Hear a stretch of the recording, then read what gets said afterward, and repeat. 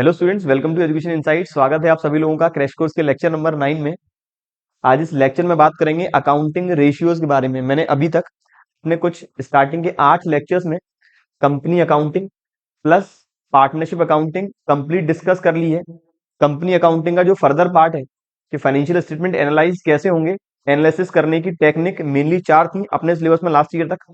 Comparative financial statement, common size financial statement जो दोनों delete हो चुकी हैं, तीसरा रेशियो एनालिसिस या फिर अकाउंटिंग रेशियो, और कैश फ्लो स्टेटमेंट जो इस साल अपने सिलेबस में है। इस लेक्चर नंबर 9 में अकाउंटिंग रेशियोज के बारे में बात करेंगे और कैश फ्लो स्टेटमेंट के बारे में बात करने वाले हैं अपने अगले लेक्चर में। आपकी तैयारी को और बेहतर बनाने के लिए एक बुक पब्लिश किया जिसमें आपको अकाउंटेंसी, बिजनेस, इकोनॉमिक्स तीनों से related examination wise question, chapter wise question मिलने वाले हैं। प्लस इस बुक को सॉफ्ट कॉपी और हार्ड कॉपी दोनों में आपको मिलेगी। बुक को किस तरह से परचेज करेंगे, कौन कौन से फीचर्स हैं, इसका एक वीडियो मैंने डिटेल में बनाया हुआ है। लिंक ऊपर आई बटन में, एक बार वो वीडियो जरूर देखें। बात करें इस अकाउंटिंग रेशियो में हमें कौन कौन से टॉपिक पढ़ने हैं, तो सबसे पहले पढ़ना है हमें अकाउंटिंग रेशियो होता क्या है, रेशियो क्या है और अकाउंटिंग रेशियो क्या होता है। अकाउंटिंग रेशियोज का क्या इंपोर्टेंस या फिर सिग्निफिकेंस है, इसका क्या मेरिट, क्या फायदे हैं, डीमेरिट्स कौन कौन से हैं, अकाउंटिंग रेशियोज कितने टाइप के हैं।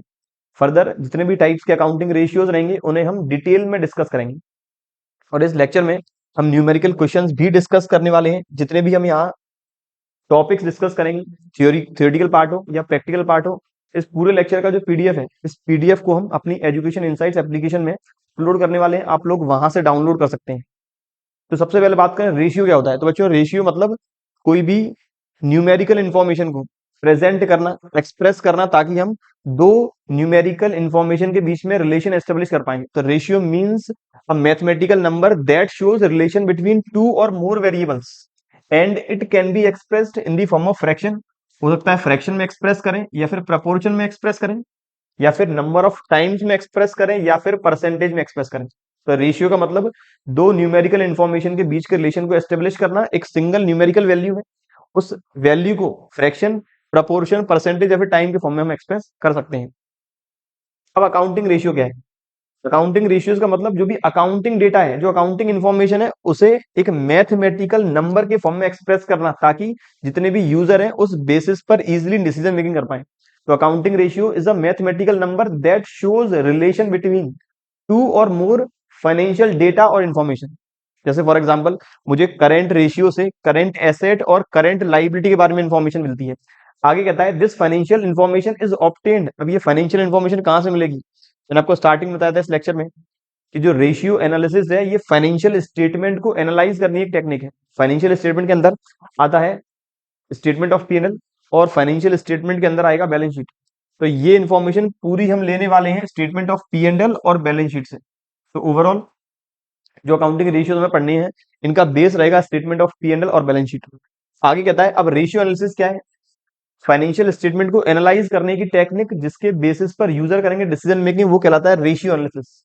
It is a technique in which accounting users, हो सकता है इंटरनल हो सकता है एक्सटर्नल हो, can analyse accounting information of an organisation so that they can take adequate decisions. Financial information को एनालाइज करेंगे ताकि उनका जो डिसीजन मेकिंग है, जैसे शेयर होल्डर है, पैसा इन्वेस्ट करें या नहीं करें, डिबेंचर होल्डर है, कंपनी को लोन दें या नहीं दें, बैंक है, कंपनी को लोन प्रोवाइड करे या नहीं करे, क्रेडिटर्स, कंपनी को उधार माल बेचे या नहीं बेचे, सारे यूजर्स डिसीजन मेकिंग प्रॉपर कर पाए। आगे कहता है इसका सिग्निफिकेंस क्या है, अकाउंटिंग रेशियोज निकालते क्यों है। हम जो सिग्निफिकेंस डिस्कस करेंगे वही मेरिट है। तो सबसे पहला सिग्निफिकेंस कहता है अकाउंटिंग रेशियोज की मदद से कंपनी की जो प्रॉफिटेबिलिटी है प्लस जो सॉल्वेंसी पोजीशन है, उसके बारे में डिटेल्ड नॉलेज यूजर को मिल जाती है कम समय में। तो it provides extensive knowledge and detailed analysis of profitability from the profitability ratios, liquidity from the liquidity ratios, solvency from the solvency ratios and efficiency from activities और turnover ratios। आगे कहता है helps in making projections, accounting ratios के basis पर ही further future projections या future estimates हम बना सकते हैं। अगला कहता है it helps in identification on the weak areas. अब रेशियो एनालिसिस से पर्टिकुलर किस एरिया में ऑर्गेनाइजेशन परफॉर्म नहीं कर पा रही है या किस एरिया में ऑर्गेनाइजेशन वीक है। जैसे फॉर एग्जांपल, एक ऑर्गेनाइजेशन के लिए जो करंट रेशियो है, सेफ करंट रेशियो माना जाता है 2:1। सेफ करंट रेशियो माना जाता है 2:1। अगर ऑर्गेनाइजेशन का करंट रेशियो 2:1 नहीं है, इससे ज्यादा या फिर कम है, तो ऑर्गेनाइजेशन कुछ ऐसे ट्रांजेक्शन परफॉर्म करेगी ताकि मेरा करंट रेशियो सेफ या फिर आइडियल आ जाए। अगला कहता है significance helps in compare the performance of a business organisation on the basis of industries standard. तो मैंने किसी कंपनी में पैसा इन्वेस्ट किया, मैंने इंडस्ट्री में देखा कि इस कंपनी के जो ईपीएस है, अर्निंग पर शेयर, इस कंपनी का कितना है और इंडस्ट्री में दूसरी कंपनी से कितना है, ताकि मैं इजीली ये कंपेयर कर पाऊंगा मैंने जो पैसा इन्वेस्ट किया है सही कंपनी में किया या नहीं। ये बात थी कुछ सिग्निफिकेंस की। ऐसा ही सिग्निफिकेंस से रिलेटेड ही आएंगी मेरिट। जैसे पहला, ये हेल्प करता है यूजर्स को डिसीजन मेकिंग करने में, पैसा कहाँ इन्वेस्ट करें, उधार माल बेचें या नहीं बेचें। रेशियो एनालिसिस की मदद से जो कॉम्प्लेक्स से कॉम्प्लेक्स फिगर है वो हम इजीली और सिंपलेस्ट फॉर्म में एक्सप्रेस कर सकते हैं। अगला कहता है हेल्पफुल इन कंपेरेटिव एनालिसिस, एक इंडस्ट्री, एक फर्म को या एक कंपनी को दूसरी कंपनी से हम कंपेयर इजीली कर सकते हैं। अगला कहता है identification of strength and weaknesses for the implementation of proper policies. Board of directors, management organisation के अंदर प्रॉपर पॉलिसीज इंप्लीमेंट करना चाहते हैं ऑर्गेनाइजेशन के फ्यूचर प्रोस्पेक्टस के लिए, फ्यूचर ग्रोथ के लिए, तो वहां उस एरिया में पॉलिसी इंप्लीमेंट करने के लिए सबसे पहले स्ट्रेंथ और वीकनेस का पता होना जरूरी है, तो वो हमें बताएगा रेशियो एनालिसिस। अब बात करें लिमिटेशंस कौन कौन सी हैं, तो लिमिटेशंस, कुछ लिमिटेशंस ऐसी होंगी जो हमने अकाउंटिंग या फिर फाइनेंशियल स्टेटमेंट के अंदर पढ़ी है। पहला लिमिटेशन कहता है lack of universally accepted standard level. कुछ ऐसे लेवल्स हैं या फिर हर एक एंटिटीज के लिए जो स्टैंडर्ड्स हैं, स्टैंडर्ड डिसाइड किए गए हैं, वो एंटिटी वाइज डिफरेंट डिफरेंट रहेंगे। अगला कहता है विंडो ड्रेसिंग इज इजी, जैसे मैंने अभी आपको बताया, जो ऑर्गेनाइजेशन का करंट रेशियो है दैट मस्ट बी 2:1। ऑर्गेनाइजेशन का करंट रेशियो 2:1 होना जरूरी है। अगर पूरे साल 2:1 नहीं रहा और मैनेजमेंट चाहता है ऑर्गेनाइजेशन की जो फाइनेंशियल पोजीशन है, जो लिक्विडिटी पोजीशन है, वो इस रेशियो के अकॉर्डिंग ही प्रेजेंट हो, तो करंट रेशियो हमेशा जो भी एक्सटर्नल पार्टीज रहेंगी वो चेक करती हैं साल के आखिरी दिन, उन्हें ड्यूरिंग द ईयर से कोई भी मतलब नहीं है। तो मैनेजमेंट कुछ इस तरह का ट्रांजेक्शन परफॉर्म करे कि ये करंट रेशियो मेरा आइडियल फॉर्म में आ जाए। अगला कहता है लैक ऑफ स्टैंडर्डाइज डेफिनेशन। कुछ रेशियोज ऐसे होंगे जहां पर एक आइडियल और सेफ रेशियो में गिवन होगा, लेकिन कुछ रेशियोज ऐसे हैं जहां पर सेफ या फिर आइडियल रेशियो गिवन नहीं है, तो हर एक रेशियो में स्टैंडर्डाइज डेफिनेशन नहीं मिलेगी मुझे, जबकि कुछ लिमिटेड रेशियोज में भी मुझे स्टैंडर्डाइज डेफिनेशन मिलने वाली है। अगला कहता है lack of ability to resolve problem. Ratio problem को रिजॉल्व नहीं करेगा, रेशियो केवल ये बताएगा कहाँ ऑर्गेनाइजेशन की वीकनेस है और कौन सा एरिया स्ट्रेंथन वाला है, मतलब किस जगह ऑर्गेनाइजेशन अच्छा परफॉर्म कर रही है और किस जगह ऑर्गेनाइजेशन बुरा परफॉर्म कर रही है, ऑर्गेनाइजेशन उस एरिया में कमजोर है। रेशियो कभी नहीं ये बताएगा कि उस प्रॉब्लम को दूर कैसे किया जाए। ये बात थी कुछ डीमेरिट्स की। एक डीमेरिट हम ऐड और कर सकते हैं कि रेशियो एनालिसिस जो तकनीक है वो केवल एक्सपर्ट ही अप्लाई कर सकते हैं। अब बात करें अकाउंटिंग रेशियोज के टाइप कितने हैं, तो अकाउंटिंग रेशियोज दो अलग अलग बेसिस पर है क्लासिफिकेशन। पहला क्लासिफिकेशन है ट्रेडिशनल क्लासिफिकेशन और दूसरा है फंक्शनल क्लासिफिकेशन। ट्रेडिशनल मतलब एक ऐसा क्लासिफिकेशन जो फाइनेंशियल स्टेटमेंट के बेसिस पर होगा, financial statements, balance sheet, statement of PNL, तो ऐसा क्लासिफिकेशन जो बैलेंस शीट के बेसिस पर होगा, उसके अंदर जो भी रेशियोज कवर होंगे बैलेंस शीट रेशियोज कहलाएंगे। ऐसा क्लासिफिकेशन जो स्टेटमेंट ऑफ पीएनएल के बेसिस पर होगा, उसके अंदर जो भी रेशियोज कवर होंगे स्टेटमेंट ऑफ पीएनएल रेशियोज कहलाएंगे। और कुछ रेशियोज ऐसे होंगे जो इन दोनों की कंबाइंड इंफॉर्मेशन को यूज करेंगे, फिर कुछ रेशियोज ऐसे होंगे जो इन दोनों के बेसिस पर ही फॉर्म किए जाएंगे। वापस बता दूं, ट्रेडिशनल क्लासिफिकेशन में statement of P and L और बैलेंस शीट के अकॉर्डिंग रेशियोज का होगा क्लासिफिकेशन। जो रेशियोज केवल बैलेंस शीट की इंफॉर्मेशन के बेसिस पर बनेंगे ये कहलाएंगे balance sheet ratios, like current ratio, like debt equity ratio, मतलब मेरा लिक्विडिटी रेशियोज और मेरे सॉल्वेंसी रेशियोज। सॉल्वेंसी रेशियोज में एक रेशियो को छोड़कर सारे रेशियोज बैलेंस शीट की इंफॉर्मेशन के बेसिस पर हम प्रिपेयर करेंगे। Statement of P and L, जैसे प्रॉफिटेबिलिटी रेशियो जिसमें केवल स्टेटमेंट ऑफ पीएनएल की ही इंफॉर्मेशन आने वाली है। लेकिन ऐसे रेशियोज जो दोनों के बेसिस पर बनेंगे, जैसे मेरे जितने भी एक्टिविटीज रेशियोज होंगे, एक्टिविटीज रेशियोज जिसके अंदर ट्रेड रिसीवेबल टर्नओवर है, ट्रेड पेबल टर्नओवर है, वर्किंग कैपिटल टर्नओवर है, जहां पर मैं टर्नओवर भी इस्तेमाल करूंगा और ट्रेड रिसीवेबल में डेटर्स का भी यूज करूंगा।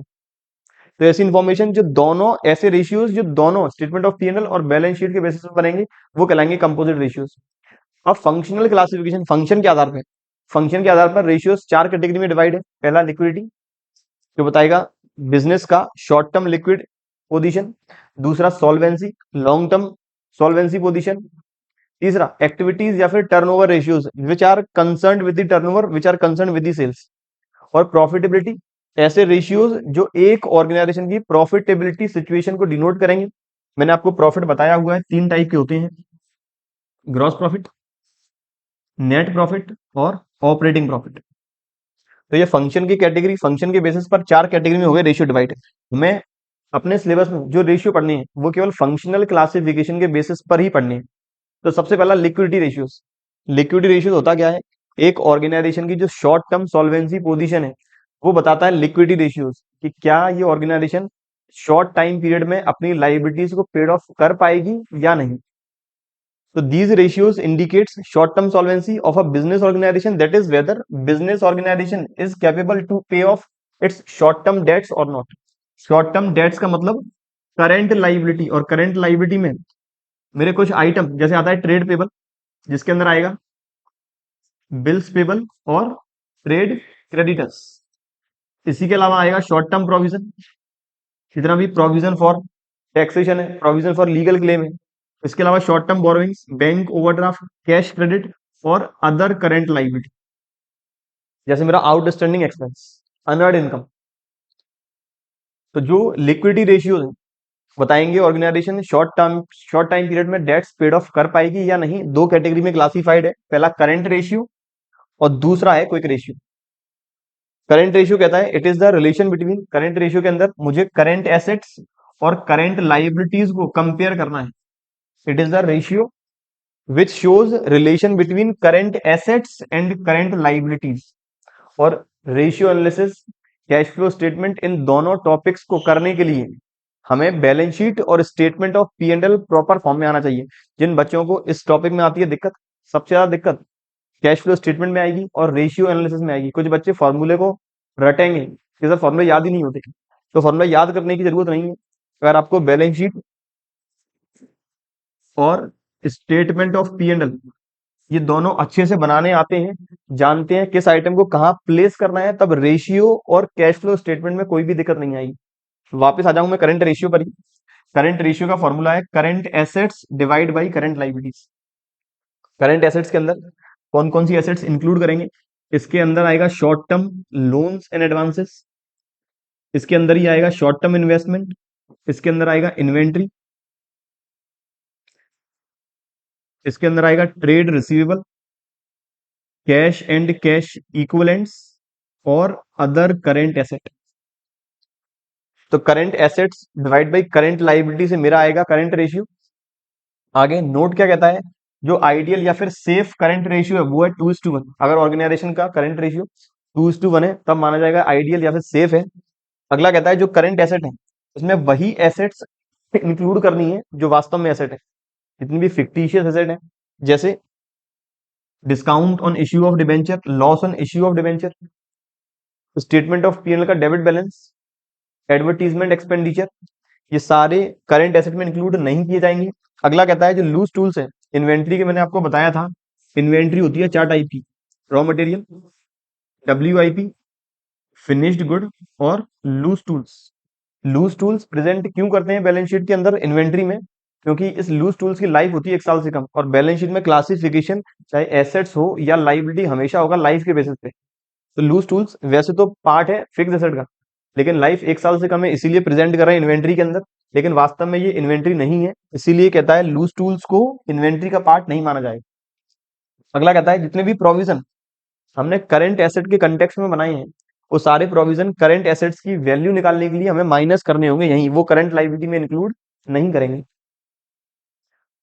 ये बात थी सबसे पहला करंट रेशियो निकालने का तरीका। कौन कौन सी बातें याद रखनी वो आपको मैंने बता दी, क्या फॉर्मूला रहेगा वो मैंने बता दिया, क्या सेफ रेशियो वो मैंने बता दिया, और करंट एसेट में कौन से आइटम इंक्लूड करें कौन से आइटम इंक्लूड नहीं करें ये भी आप लोगों को मैंने बता दिया है। अगला क्विक रेशियो, या फिर इसी को बोलते हैं एसेट टेस्ट रेशियो या फिर लिक्विड रेशियो। तो लिक्विडिटी रेशियोज का दूसरा पार्ट है लिक्विड रेशियो या फिर एसेट टेस्ट रेशियो। अब ये है क्या, it is the relation between quick assets and current liabilities. Quick assets और करंट लाइबिलिटी के बीच के रिलेशन को बोलते हैं लिक्विड रेशियो। फॉर्मूला रहेगा quick assets divide by current liabilities. Quick assets कैसे निकालेंगे करंट एसेट से, तो करंट एसेट में से माइनस कर देंगे इन्वेंट्री। कौन सी इन्वेंट्री माइनस कर रहा हूं, जो मैंने करंट एसेट्स को निकालने में यूज की। इन केस अगर मैंने लूज टूल्स यहाँ करंट एसेट्स को निकालने में इस्तेमाल नहीं किया है, तो इन्वेंट्री वाली इस एलिमेंट को जो माइनस करना है वो माइनस भी नहीं होगा। मुझे माइनस करना है अदर करंट एसेट्स। जैसे इसमें आएगा मेरा प्रीपेड एक्सपेंस, ये आएगा मेरा prepaid expense, advance tax etcetera. और मैंने कुछ ऐसी एसेट्स जो फिक्टिशियस इन नेचर है, करंट एसेट्स को निकालने में यूज नहीं की, तो वो यहां पर माइनस भी नहीं होगी। अब यहाँ कुछ इंपॉर्टेंट पॉइंट कहता है, आइडियल और सेफ रेशियो 1:1। लूज टूल्स के मामले में सावधान रहें, अगर मैंने करंट एसेट निकालने में यूज नहीं किया है तो माइनस भी नहीं होगा। और प्रोविजन जो मैंने बनाए हैं एसेट्स के कंटेक्स्ट में, वो एसेट में से ही माइनस होंगे, ना कि लाइबिलिटी में प्लस। बात करें अब क्वेश्चन की। क्वेश्चन कहता है, सबसे पहले एक मैंने कुछ क्वेश्चन यहाँ पर 4 लिए होंगे शायद, बिल्कुल मैंने क्वेश्चन लिए हैं 4। एक ऐसा क्वेश्चन, इस क्वेश्चन को करने के बाद आपके माइंड में बिल्कुल क्लैरिटी आ जाएगी कौन से आइटम ऐड करें कौन से आइटम ऐड नहीं करें। तो सिंपल क्वेश्चन से स्टार्ट करेंगे। सबसे पहले करंट रेशियो है 3.5:1। मेरा करंट रेशियो है 3.5:1। आगे कहता है वर्किंग कैपिटल जो है फर्म की या कंपनी की, वर्किंग कैपिटल आई है 90,000। और वर्किंग कैपिटल का फॉर्मूला होता है current assets minus current liabilities. Question की डिमांड है calculate the amount of current assets and current liabilities. Current assets और करंट लाइबिलिटीज का अमाउंट निकालें। मुझे यहाँ पर जो करंट रेशियो गिवन है वो है 3.5:1। मतलब अगर करंट लाइबिलिटी 1 रुपया है तो मेरी करंट एसेट्स होगी 3.5 रुपए, 3 रुपीज एंड 50 पैसे। Let suppose current liability equals to ₹x। मैं करंट लाइबिलिटी को x मान लेता हूं, तो मेरा करंट एसेट्स आ जाएगा 3.5x। यहां तक कोई भी दिक्कत नहीं होनी चाहिए। मैंने करंट लाइबिलिटी मान लिया x, करंट एसेट्स 3.5x। मुझे वर्किंग कैपिटल का फॉर्मूला पता है। वर्किंग कैपिटल होता है current assets minus current liability. और वर्किंग कैपिटल का अमाउंट गिवन है 90,000। मैं करंट एसेट की जगह अब लिख देता हूँ 3.5x, करंट लाइबिलिटी की जगह 1x या फिर केवल x इक्वल्स टू 90,000। ये मैंने वैल्यू लगा दी है फॉर्मूले में। अब 3.5x में से माइनस करेंगे एक x, तो ये आ गया 2.5x इक्वल्स टू 90,000। 90,000 में डिवाइड करेंगे अब 2.5 का, तो ये आना चाहिए कुछ 36,000। मेरे x की वैल्यू आई 36,000, मतलब इस करंट लाइबिलिटी की वैल्यू आई है 36,000। करंट एसेट्स की वैल्यू निकालनी है, तो 36,000 में मल्टीप्लाई करना पड़ेगा, कितना है 3.5। या फिर दूसरा तरीका, वर्किंग कैपिटल डिफरेंस था करंट एसेट्स और करंट लाइबिलिटी का। अगर करंट लाइबिलिटी आई है 36,000, तो मेरी करंट एसेट्स 90,000 प्लस 36,000, ये आनी चाहिए 1,26,000। ये बात था क्वेश्चन नंबर 1 की। क्वेश्चन नंबर 2 सेम वैसा ही। शाइन लिमिटेड का करंट रेशियो है 4.5:1, क्विक रेशियो है 3:1। यदि इन्वेंट्री 36,000 है, मुझे वैल्यू निकालनी है वापस करंट लाइबिलिटीज और करंट एसेट्स की। तो मेरा वही तरीका रहेगा, let current liability equals to ₹x। तो मेरी करंट एसेट्स आ गई ₹4.5x, और मेरी क्विक एसेट आ गई 3x। अब मुझे इन्वेंट्री की वैल्यू गिवन है। मुझे इतना पता है करंट एसेट में से अगर मैं माइनस कर दूं क्विक एसेट्स, तो आ जाएगा inventory plus other current assets. लेकिन अदर करंट एसेट्स यहां पर मानेंगे 0, तो करंट एसेट में से अगर माइनस की जाए क्विक एसेट, तो केवल आएगा इन्वेंट्री। करंट एसेट्स की वैल्यू ऊपर मैंने x मान के लेकर आया था 4.5x, क्विक एसेट की वैल्यू 3x, इन्वेंट्री का अमाउंट है कुछ 36,000। तो यहां से ये आ गया 1.5x, ये आ गया 36,000। तो x की वैल्यू 36,000 में डिवाइड करेंगे 1.5 का, तो ये आ जाएगा 15 दूनी 30, 15 चौके 60। इसका मतलब मेरी करंट लाइबिलिटी आ चुकी है 24,000। करंट लाइबिलिटी आई है 24,000। तो यहीं से मैं करंट एसेट्स निकाल दूं। करंट एसेट्स करंट लाइबिलिटी का 4.5 टाइम्स है, तो 24,000 में मल्टीप्लाई करेंगे 4.5 का, ये आएगा कुछ 1,08,000। 1,08,000। एक बार कैलकुलेशन और कर लें, जहां तक दिक्कत नहीं होनी चाहिए। 36,000 डिवाइड बाई, बिल्कुल सही है, 24, 24 इंटू 4.5, बिल्कुल सही है, 1,08,000। कोई कैसेट निकालनी है तो या तो करंट एसेट में से इन्वेंट्री माइनस कर लें, या फिर करंट लाइबिलिटी का 3 टाइम्स कर लें। तो 24 थी 72, 72,000।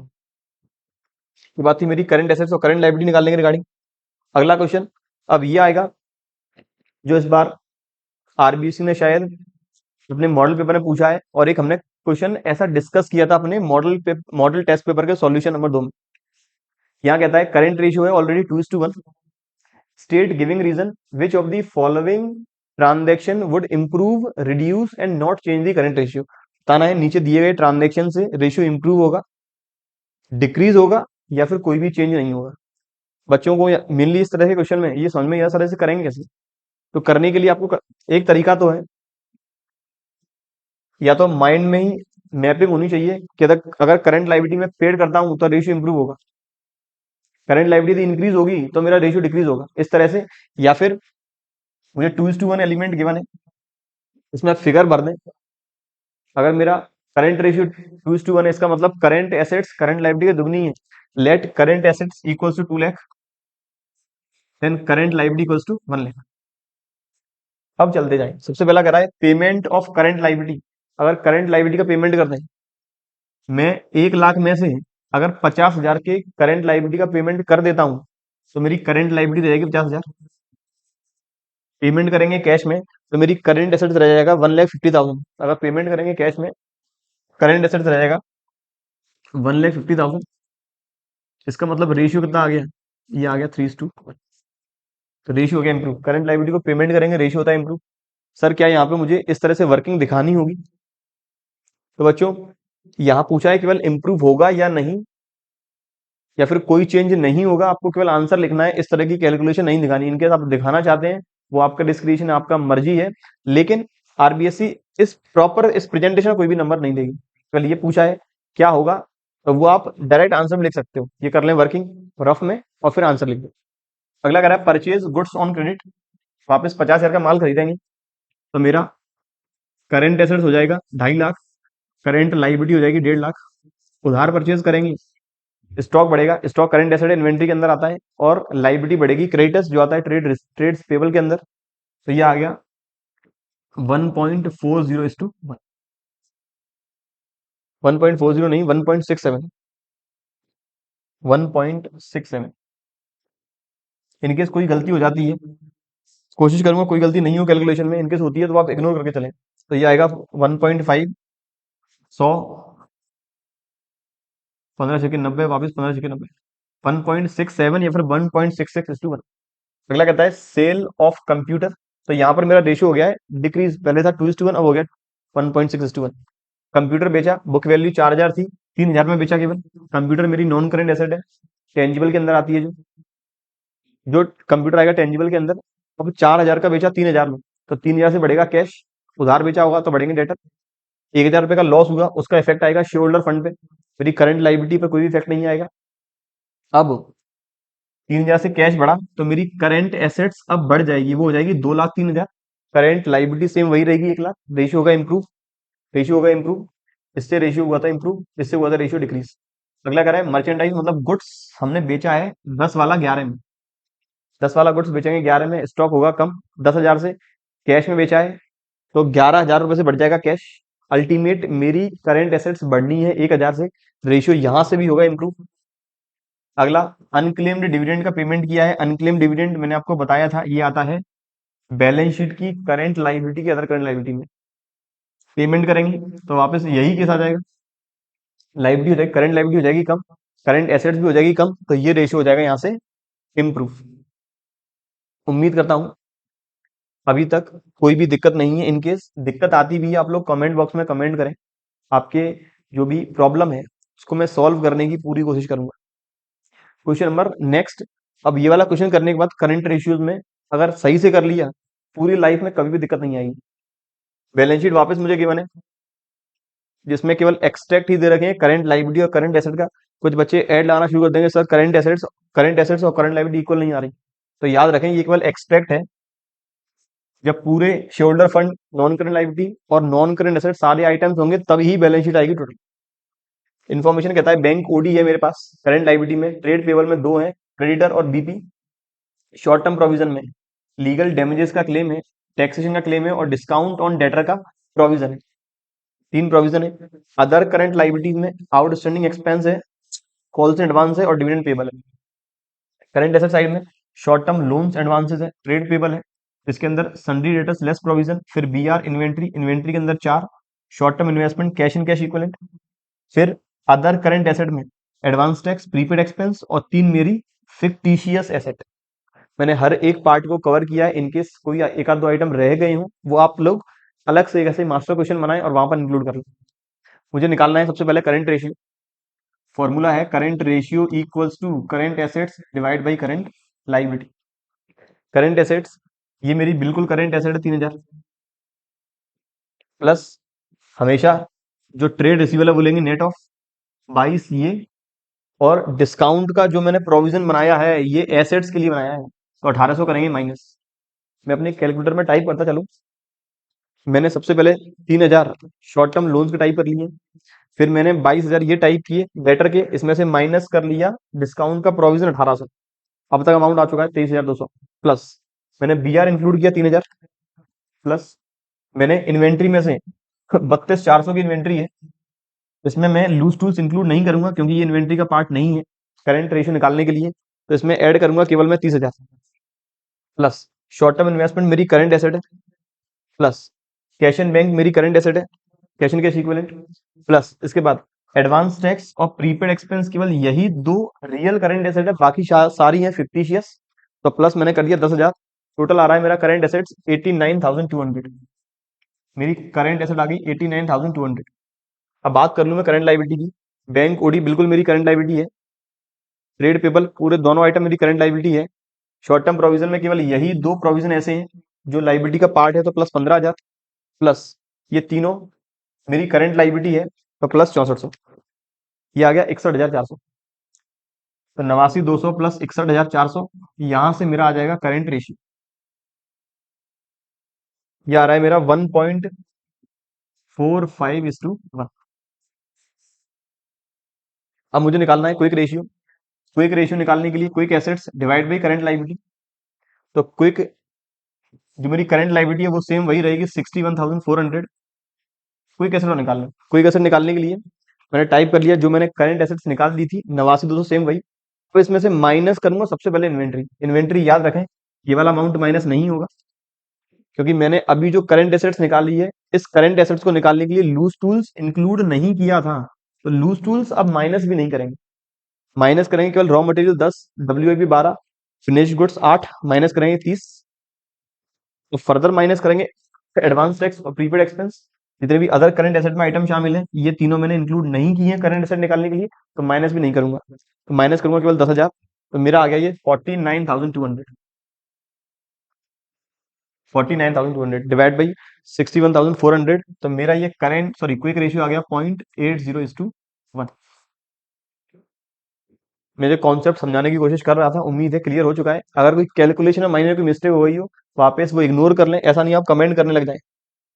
ये बात थी सबसे पहले लिक्विडिटी रेशियोज की, करंट और क्विक की। अब बात करें सॉल्वेंसी की, तो सॉल्वेंसी रेशियोज ऐसे रेशियोज जो एक कंपनी की, एक बिजनेस ऑर्गेनाइजेशन की लॉन्ग टर्म सॉल्वेंसी डिस्क्लोज करेंगे। क्या ऑर्गेनाइजेशन अपने लॉन्ग टर्म डेट्स कौन कौन से हैं एक बार और बता दिया जाए। जिन बच्चों को फाइनेंशियल स्टेटमेंट के बारे में नहीं पता उनके लिए मेरी एक ही सलाह रहेगी, रेशियो और कैश फ्लो स्टेटमेंट इन दोनों में टाइम खराब नहीं करें, केवल थ्योरी पार्ट वाला पढ़ें, केवल थ्योरी वाला पार्ट पढ़ें और बाकी कोई भी प्रैक्टिकल क्वेश्चन नहीं करें। इससे अच्छा वो टाइम जो आपका बेशकीमती टाइम है उसे लगाएं पार्टनरशिप और कंपनी अकाउंटिंग। मैं बात कर रहा था लॉन्ग टर्म डेट की, इसके अंदर आएगा लॉन्ग टर्म बोरोइंग्स, इसके अंदर आएगा long term provisions, deferred tax liability net और अदर नॉन करंट लायबिलिटी। तो क्या कंपनी अपनी इस लॉन्ग टर्म लायबिलिटी को पेड ऑफ करने में कैपेबल है या नहीं, ये बताता है मेरा सॉल्वेंसी रेशियो। पहला पार्ट है इसमें डेट इक्विटी, दूसरा है total asset to debt ratio, total asset to debt ratio, तीसरा है प्रोप्राइटरी रेशियो, नंबर फोर्थ है डेट टू कैपिटल एम्प्लॉयड और नंबर फिफ्थ है इंटरेस्ट कवरेज रेशियो। एक और होगा इंटरेस्ट कवरेज रेशियो, बिल्कुल। सबसे पहले बात करें डेट इक्विटी रेशियो संबंधित। डेट इक्विटी रेशियो नाम में ही कह रहा है, it is a ratio which shows relation between debt and equity. Debt बोलेंगे लॉन्ग टर्म डेट को और इक्विटी बोलेंगे शेयर होल्डर फंड को। इक्विटी बोलेंगे शेयर होल्डर फंड्स को।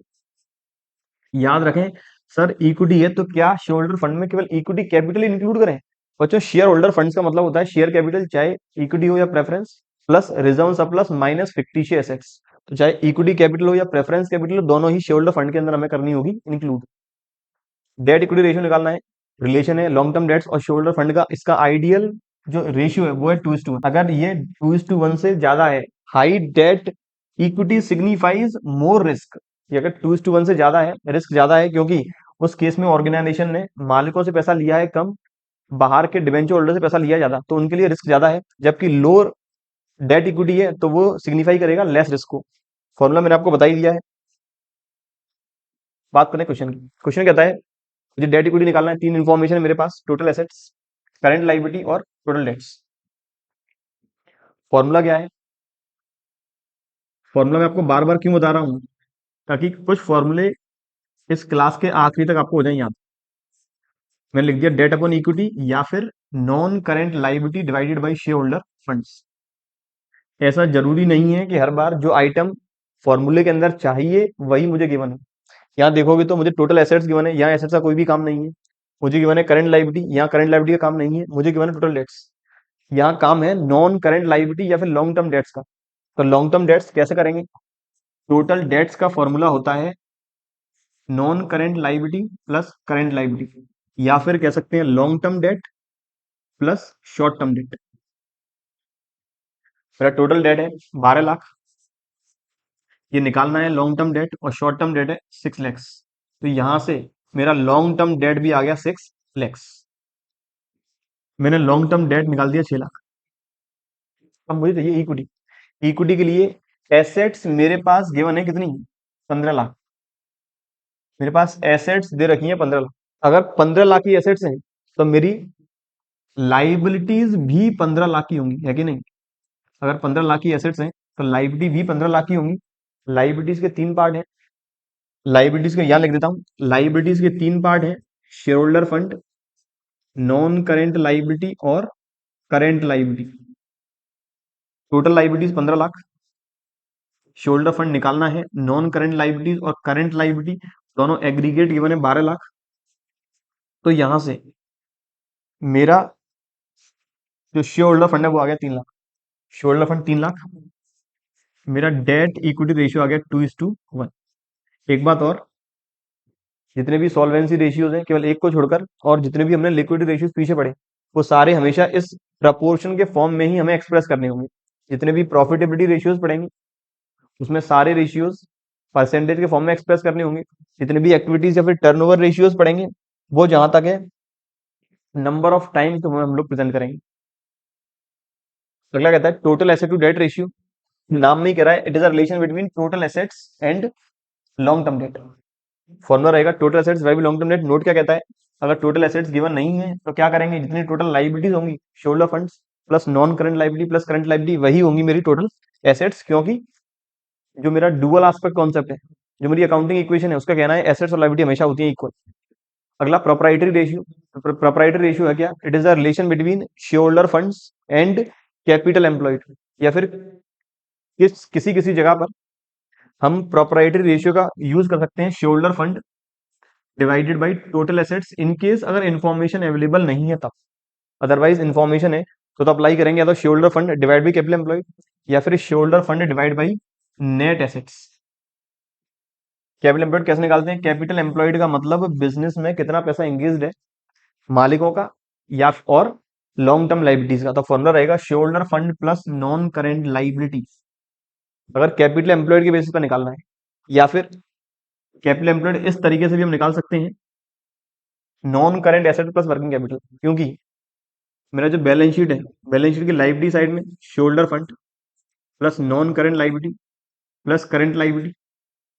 एसेट साइड में non current assets plus current assets. हम इस पार्ट को बोल रहे हैं कैपिटल एम्प्लॉयड। तो एक फॉर्मूला हो गया shoulder fund plus non current liability, या फिर दूसरा फॉर्मूला इस करंट लायबिलिटी को इस साइड ले आए तो ये बन जाएगा non current asset plus current asset minus current liability, और इस पार्ट को बोलते हैं वर्किंग कैपिटल। तो ये फॉर्मूला आ गया non current assets plus working capital. ये है मेरा प्रोप्राइटरी रेशियो। अगला है debt to capital employed ratio. तो it is a relation between long term debts and capital employed. दोनों के बारे में आपको बता चुका हूं कि लॉन्ग टर्म डेट्स कैसे निकालते हैं, कौन कौन से आइटम इंक्लूड करेंगे, और कैपिटल एम्प्लॉयड में कौन कौन से आइटम हम करेंगे इंक्लूड। अब बात करें सीधा क्वेश्चन की। क्वेश्चन क्या था, इसमें निकालना है मुझे debt equity, total asset to debt, debt to capital employed and proprietary ratio. मुझे 4 रेशियो निकालने हैं। सबसे पहला डेट इक्विटी रेशियो, फॉर्मूला है debt upon equity, debt upon equity. Debt का मतलब लॉन्ग टर्म डेट, इक्विटी मतलब शेयर होल्डर फंड। मेरे पास पेड अप शेयर कैपिटल है 5 लाख, जो शेयर होल्डर फंड का पार्ट है। करंट एसेट्स ये शेयर होल्डर फंड का पार्ट नहीं है, ना ये इक्विटी का, ना ये डेट का पार्ट है। 13% डिबेंचर ये पार्ट है लॉन्ग टर्म डेट का, और करंट लाइबिलिटी ये पार्ट है शॉर्ट टर्म डेट का, शॉर्ट टर्म डेट। तो मेरा एक तो ये आइटम काम में आ रहा है 13% डिबेंचर 2 लाख के, और काम में आएगा 5 लाख का इक्विटी कैपिटल। 2 लाख मेरा डेट, 5 लाख मेरी इक्विटी। मेरा रेशियो आ गया 0.40:1 डेट इक्विटी रेशियो। दूसरा निकालना है मुझे debt to capital employed, debt to capital employed ratio. Formula है डेट जो है मेरा 2 lakh divided by capital employed. Capital employed को निकालने का तरीका, मालिकों का पैसा प्लस लॉन्ग टर्म लाइबिलिटी। मालिकों का है 5 लाख, लॉन्ग टर्म लाइबिलिटी है 2 लाख, तो ये आ गया मेरा 7 लाख। यहां से आ जाएगा ये 0.2857:1। अगला ratio debt to capital employed. अच्छा बीच में रह गया टोटल एसेट टू डेट, ये भी निकाल लेते हैं। Total asset to debt, formula total assets divided by debt. Total assets कैसे निकालेंगे अब, टोटल एसेट्स का मुझे फॉर्मूला पता है non current assets plus current assets. अगर इनकेस नॉन करेंट एसेट्स और करेंट एसेट्स गिवन नहीं है, दोनों आइटम्स गिवन नहीं है, तब जितनी मेरी टोटल लाइबिलिटी होंगी उतनी टोटल एसेट होंगी। तो मेरा shoulder fund 5 lakh plus long term date 2 lakh 7 lakh plus current liability 280 9,80,000। तो मेरा total asset 9,80,000 divided by long term date जो है कुछ 2 लाख। तो यहां से अब मेरा आ जाएगा total asset to debt ratio, ये आ गया 4.90:1। अब आखिरी निकालना है प्रोप्राइटरी रेशियो। प्रोप्राइटरी रेशियो जो फॉर्मूला था share holder fund divided by capital employed. Share holder fund मेरे पास कितना है, जो था 5 लाख, डिवाइडेड बाई मैंने अभी कैपिटल एम्प्लॉयड निकाला था, उन दोनों को ऐड करके share holder fund plus debentures को जो आया था 7 लाख। तो यहां से मेरा आ गया रेशियो 7,143:1। ये आ गया मेरा प्रोप्राइटरी रेशियो। उम्मीद करता हूं यहां तक कोई भी दिक्कत नहीं है। तो बात करें अगले इंटरेस्ट कवरेज रेशियो की। तो इंटरेस्ट कवरेज रेशियो क्या कहता है कि एक कंपनी के पास जो भी प्रॉफिट है, इंटरेस्ट और टैक्स माइनस करने से पहले उस प्रॉफिट में से हम कितनी बार इंटरेस्ट का पेमेंट कर सकते हैं, that is treated as interest coverage ratio. So we can say it is a relation between profit before interest and tax, it is a relation between profit before interest and tax and amount of interest. Interest कौन सा वाला रहेगा, interest रहेगा जो long term debts को entity paid करती है। तो formula profit before interest and tax divided by interest on long term debts. Ideal ratio कौन सा है, आइडियल रेशियो है 7:1 इंटरेस्ट कवरेज रेशियो का। अभी तक मैंने 4 आइडियल रेशियो बताए हैं। सबसे पहला current ratio 2:1, debt equity 2:1, quick ratio 1:1 और इंटरेस्ट कवरेज 7:1। क्वेश्चन कह रहा है इंटरेस्ट कवरेज रेशियो निकालना है। प्रॉफिट आफ्टर टैक्स गिवन है मुझे 60,000, 15% लॉन्ग टर्म डेट्स गिवन है 15% और टैक्स रेट गिवन है 40%।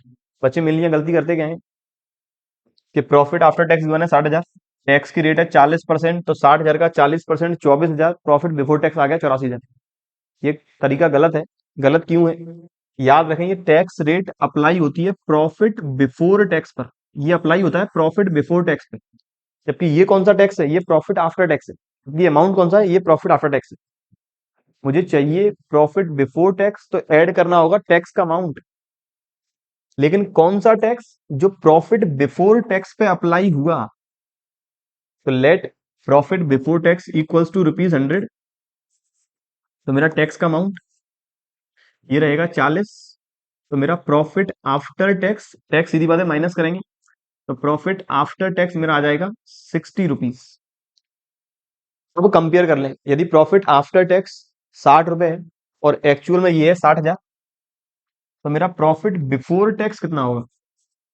अगर 60,000 60 के इक्वलेंट है, तो मेरे प्रॉफिट बिफोर टैक्स मतलब 100 की वैल्यू कितनी होगी? तो 100 का कर लेंगे मल्टीप्लाई। प्रॉफिट बिफोर टैक्स मेरा आ गया 1,00,000। मुझे चाहिए क्या? चाहिए profit before interest and tax. आया अभी प्रॉफिट बिफोर टैक्स है, इसमें ऐड करना होगा इंटरेस्ट।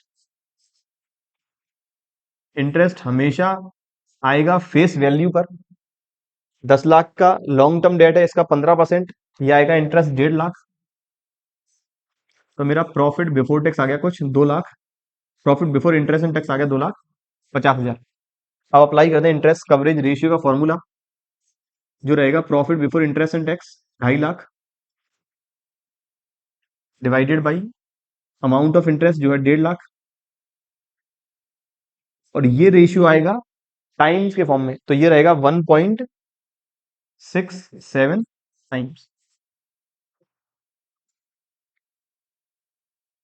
अब बात करें आगे। अगला रेशियो है, मैंने अभी तक दो रेशियो कवर कर लिए हैं, सॉल्वेंसी और लिक्विडिटी। अगले हैं टर्नओवर रेशियोज, या फिर एक्टिविटीज रेशियोज भी कह सकते हैं। ऐसे रेशियोज जो टर्नओवर से रिलेट करते हैं, या ऐसे रेशियोज जो डिपेंडेंट है टर्नओवर मतलब सेल्स या फिर रेवेन्यू फ्रॉम ऑपरेशन। तो these ratios indicate the relation between various variables with turnover. Higher turnover ratio means better utilization of the asset. अगर turnover ratio ज्यादा है, माना जाएगा assets मतलब stocks, कैश, इसका अच्छा यूटिलाइजेशन है, and signifies improved efficiency and profitability. तो ये शो करेगा बिजनेस ऑर्गेनाइजेशन की प्रॉफिटेबिलिटी ज्यादा है, एफिशिएंसी ज्यादा है, and also known as efficiency ratios. याद रखें, एक्टिविटी या फिर टर्नओवर रेशियोज को ही एफिशिएंसी रेशियोज कहते हैं। The important activities ratios calculated under this category. यार कौन कौन से रेशियो निकालेंगे? निकालेंगे इन्वेंट्री टर्नओवर, जिसका दूसरा नाम है स्टॉक टर्नओवर। निकालेंगे ट्रेड रिसीवेबल टर्नओवर रेशियो, या फिर इसे अगर केवल डेटर्स क्वेश्चन में दे रखा है तो डेटर्स टर्नओवर रेशियो भी कहते हैं।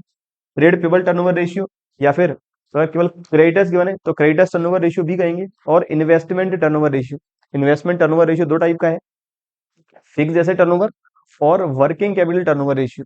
यहाँ देखोगे तो एक आइटम मेरा बैलेंस शीट का है, एक आइटम मेरा स्टेटमेंट ऑफ पीएनएल का है, जबकि इससे पिछले वाले में इंटरेस्ट कवरेज रेशियो छोड़ दें तो बाकी सारे रेशियोज में हर एक कंपोनेंट मेरा बैलेंस शीट का ही था। तो अगर मैं ट्रेडिशनल क्लासिफिकेशन के अकॉर्डिंग चलूं तो सॉल्वेंसी और लिक्विडिटी ये मेरे बैलेंस शीट रेशियोज हैं, जबकि मेरा जो प्रॉफिटेबिलिटी जो मेरा एक्टिविटी रेशियो है ये मेरे कंपोजिट रेशियोज हैं। तो यहाँ पहले वाले में इन्वेंट्री और टर्नओवर के बीच का रिलेशन है। टर्नओवर यहाँ पर टर्नओवर की जगह हम इस्तेमाल करने वाले हैं कॉस्ट। दूसरा trade receivable turnover ratio, trade receivable का रिलेशन टर्नओवर के साथ कौन सा टर्नओवर? ये रहेगा क्रेडिट। ट्रेड पेबल का रिलेशन टर्नओवर के साथ, यहाँ टर्नओवर का मतलब रहेगा परचेस। इन्वेस्टमेंट टर्नओवर, यहाँ टर्नओवर का मतलब सेल्स ही है, लेकिन सेल्स का रिलेशन फिक्स एसेट के साथ या फिर वर्किंग कैपिटल के साथ। अब बात करें डिटेल में, सबसे पहला इन्वेंट्री टर्नओवर रेशियो। जो फॉर्मूला इन्वेंट्री टर्नओवर रेशियो का है वो है cost of revenue from operation, या फिर इसे कॉस्ट ऑफ गुड्स सोल्ड भी कहते हैं, डिवाइडेड बाई एवरेज इन्वेंट्री। क्या कहता है inventory turnover ratio? It determines the number of times. ये रेशियोज भी सारे टाइम्स के फॉर्म में आएंगे। Inventory is converted into revenue from operations during the accounting period. ये रेशियो बताता है कि हमने इन्वेंट्री को कितनी बार सेल्स के फॉर्म में कन्वर्ट कर दिया है। It express the relationship between cost of good sold and average inventory. Cost of good sold कैसे निकालेंगे? निकालने के दो तरीके हैं, जो आपने शायद 11th में पढ़ा होगा।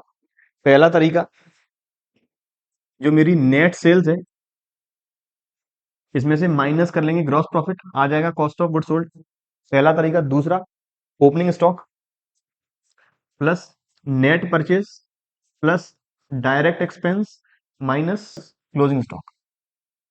दो तरीके हैं कॉस्ट ऑफ गुड्स सोल्ड निकालने का। फिर एवरेज इन्वेंट्री कैसे निकालेंगे? एवरेज इन्वेंट्री निकालने का फॉर्मूला ओपनिंग इन्वेंट्री या फिर opening stock plus closing inventory या फिर क्लोजिंग स्टॉक डिवाइडेड बाई 2। कुछ बातें स्पेसिफिक याद रखनी है। अगर केवल क्लोजिंग इन्वेंट्री ही गिवन है तो वहां पर क्लोजिंग और ओपनिंग इक्वल मान लिया जाएगा, जो क्लोजिंग है वही होगा एवरेज। इन्वेंट्री निकालने के लिए लूज टूल्स इंक्लूड नहीं करेंगे। अब इस रेशियो की मदद से ही हम एक रेशियो और निकालते हैं जिसे बोलते हैं एवरेज एज ऑफ इन्वेंट्री। उसका फॉर्मूला रहेगा number of days in a year, मतलब 365। अगर हमें डेज के अकॉर्डिंग कैलकुलेशन करनी है, अगर मंथ्स के अकॉर्डिंग करनी है तो number of months in a year मतलब 12। इसमें डिवाइड करेंगे इन्वेंट्री टर्नओवर रेशियोज का या फिर स्टॉक टर्नओवर रेशियो की। सिग्निफिकेंस क्या है, इस रेशियो का इंपोर्टेंस क्या है? अगर इन्वेंट्री टर्नओवर रेशियो कम है, कम होने का मतलब हम अपने एवरेज इन्वेंट्री जो हमारे गोडाउन में रहती है उसके कंपैरिजन में कम माल बेच पाते हैं ड्यूरिंग द ईयर। तो इसका मतलब हमारे पास जो इन्वेंट्री है वो रखी रखी खराब हो जाएगी, वो हो जाएगी obsolete. If if there is low inventory turnover ratio, it may be due to bad buying habits, obsolete inventory, etc. And it is a danger signal। ये डेंजर सिग्नल है कि ऑर्गेनाइजेशन परफॉर्म सही नहीं कर पा रही है। लेकिन अगर टर्नओवर हाई है, अगर टर्नओवर हाई है और टर्नओवर ज्यादा है तो इससे मेरा इन्वेंट्री टर्नओवर रेशियो भी ज्यादा रहेगा।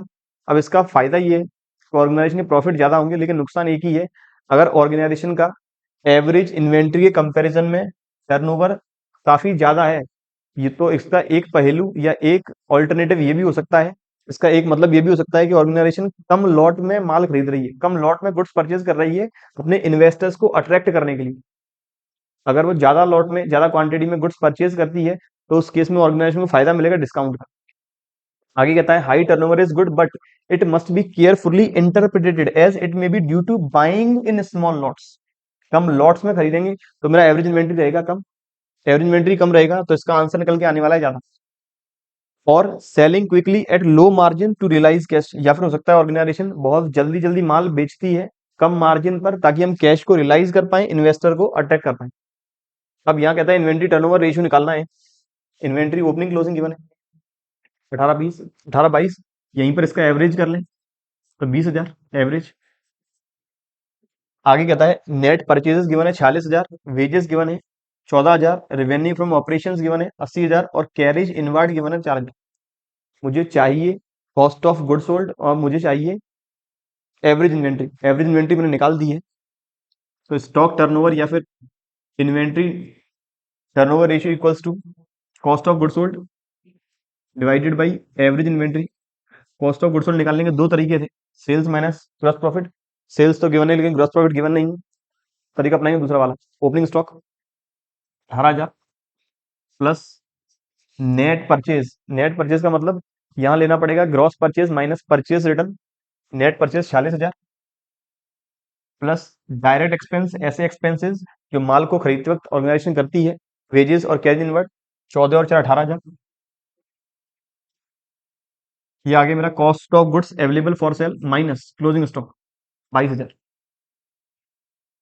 ये मेरा आ गया कॉस्ट ऑफ गुड्स सोल्ड। तो 18 दूनी 36, 36 माइनस 22 14, 60। ये आ गया 3 टाइम्स। एक बार कैलकुलेशन भी करके देख लें, यहाँ तक सही होनी चाहिए।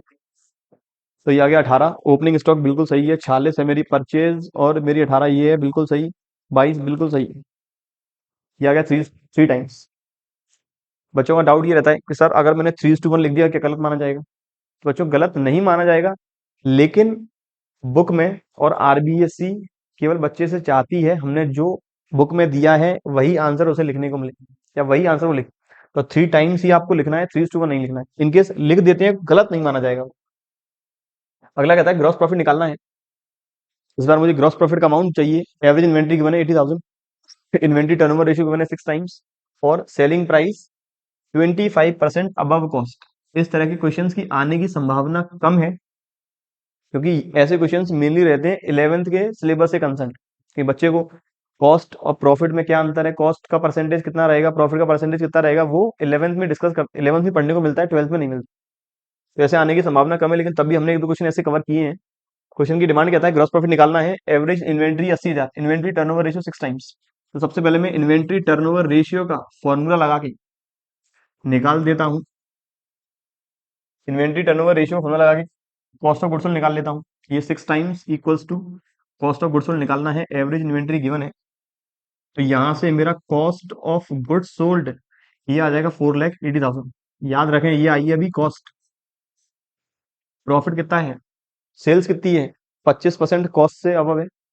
कॉस्ट मेरी आई है 4,80,000, 4,80,000 का 25% मतलब 1/4, तो मेरा जो प्रॉफिट है वो रहेगा 1,20,000। तो मेरी सेल्स रहेगी, ये आएगा 1,20,000, तो मेरी सेल्स रहेगी 6 lakhs। अगला क्वेश्चन यहीं पे कहता है calculate inventory turnover ratio. Inventory turnover ratio वापस निकालना है। एनुअल सेल्स हमें given 2 lakh, gross profit given है 20% ऑन कॉस्ट, ऊपर गिवन है सेल्स, प्रॉफिट है कॉस्ट पे, तो लेट डायरेक्ट निकाल देंगे तो गलती हो जाएगी, लेकिन जिन बच्चों को पता है सर अगर 20% कॉस्ट पे है तो सेल्स पे होगा 1/6, तो उनके लिए बहुत अच्छी बात है, सीधा 2 लाख का 1/6 निकाल दें, मेरा आ जाएगा प्रॉफिट, माइनस कर लें सेल्स में से आ जाएगी कॉस्ट, और कॉस्ट में डिवाइड कर लें एवरेज इन्वेंट्री का। या जिन बच्चों को नहीं आता है वो देख लें कैसे निकालेंगे। इन केस अगर इस प्रॉफिट परसेंटेज किसी दूसरे आइटम पर है और मुझे गिवन कोई दूसरा है, तो जिस आइटम पर ये प्रॉफिट परसेंटेज गिवन है वो मानेंगे 100, लेट कॉस्ट इक्वल्स टू 100, तो मेरा प्रॉफिट आ जाएगा 20, तो मेरी सेल्स प्राइस आ जाएगी 120। अब मुझे 2 लाख गिवन है सेल्स, मुझे क्या चाहिए इन्वेंट्री टर्नओवर रेशियो के लिए, मुझे चाहिए इन्वेंट्री के लिए कॉस्ट। कॉस्ट मैंने कितना माना है 100, सेल्स कितनी मानी है 120, गिवन क्या है सेल्स 2 लाख, तो 2 लाख रुपए की सेल्स अगर 120 के इक्विवेलेंट है तो 100 रुपए की वैल्यू निकाल दें, मतलब कॉस्ट की वैल्यू निकाल लें, ये आ जाएगी कुछ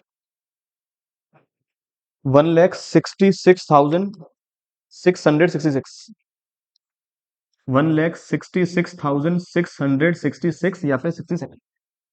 ये आ गया मेरा cost of good sold. Average inventory 38,500, 41,500 का एवरेज, ये आ गया 40,000, तो 40,000 का डिवाइड कर देंगे 1,66,667 में, वो आ रहा है 4.17 टाइम्स। मेरा जो इस लेक्चर के पीछे उद्देश्य है केवल आपको कॉन्सेप्ट बताना है। कैलकुलेशन में फास्ट इसीलिए कर रहा हूं ताकि ये वीडियो जो हम क्रैश कोर्स कर रहे हैं ये जल्दी से जल्दी कंप्लीट हो जाए, आप लोग अपनी स्पीड के अकॉर्डिंग लेक्चर देखें। तो मैं कैलकुलेशन इसलिए फास्ट कर रहा हूँ जल्दी से हम इस पूरी लेक्चर को कंप्लीट कर पाए विद इन टाइम के अंदर ही। अगला ट्रेड रिसीवेबल टर्नओवर रेशियो, मैंने इन्वेंट्री टर्नओवर रेशियो में स्टॉक टर्नओवर रेशियो कर लिया है। अगला ट्रेड रिसीवेबल टर्नओवर रेशियो है। ट्रेड रिसीवेबल के अंदर आता है डेटर्स प्लस बीआर, इसके अंदर आएगा डेटर्स प्लस बीआर। एक बात और पीछे हम बताना भूल गए, 12th क्लास के, यहाँ 12th क्लास में पूछना बहुत मुश्किल है वो, जो एवरेज एज ऑफ इन्वेंट्री है इसे हम इन्वेंट्री वेलोसिटी भी कहते हैं। Inventory velocity, inventory velocity.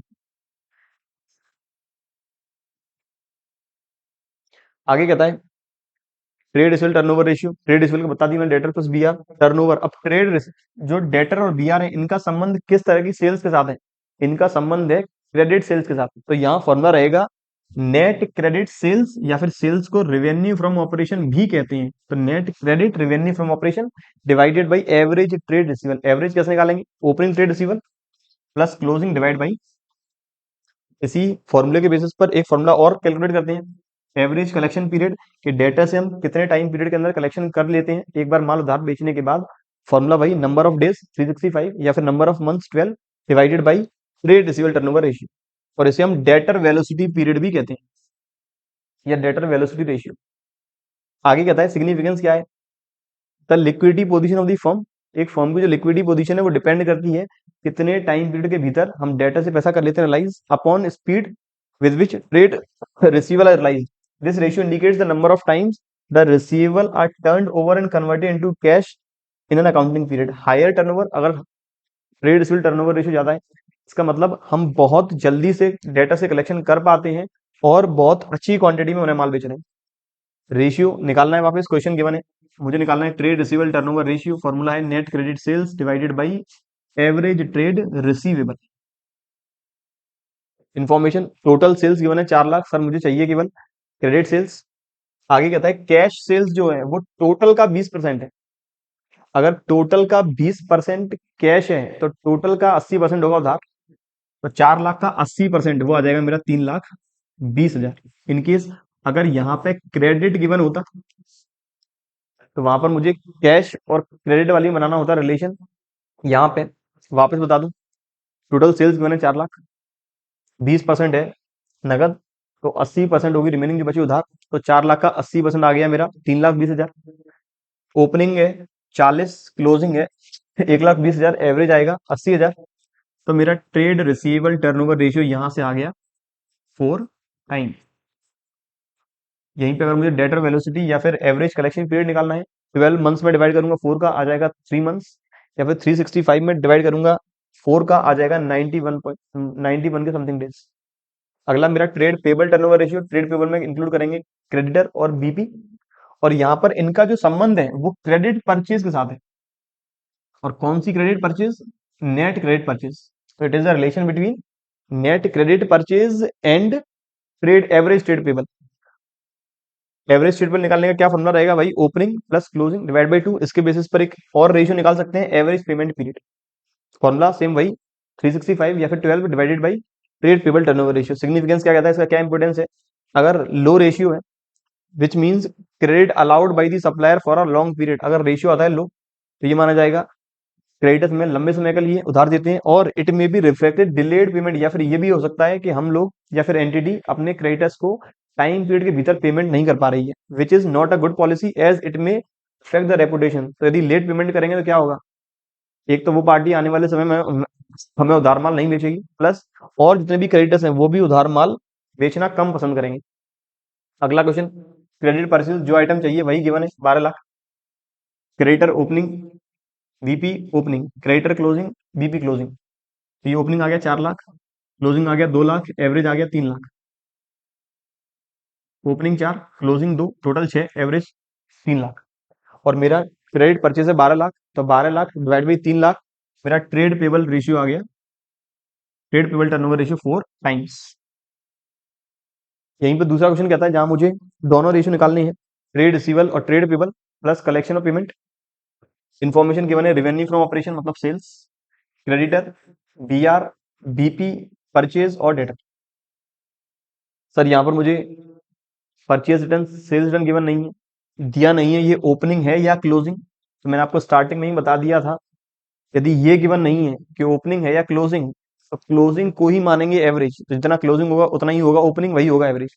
दूसरी बात, अगर सेल्स और परचेज के कंटेक्स्ट में ये गिवन नहीं है, ये नेट है या ग्रॉस, तो मानेंगे हमेशा नेट। चाहिए पहले एवरेज, सॉरी पहले चाहिए ट्रेड रिसीवेबल टर्नओवर रेशियो। इसके लिए sales 8,75,000 divided by B R 48,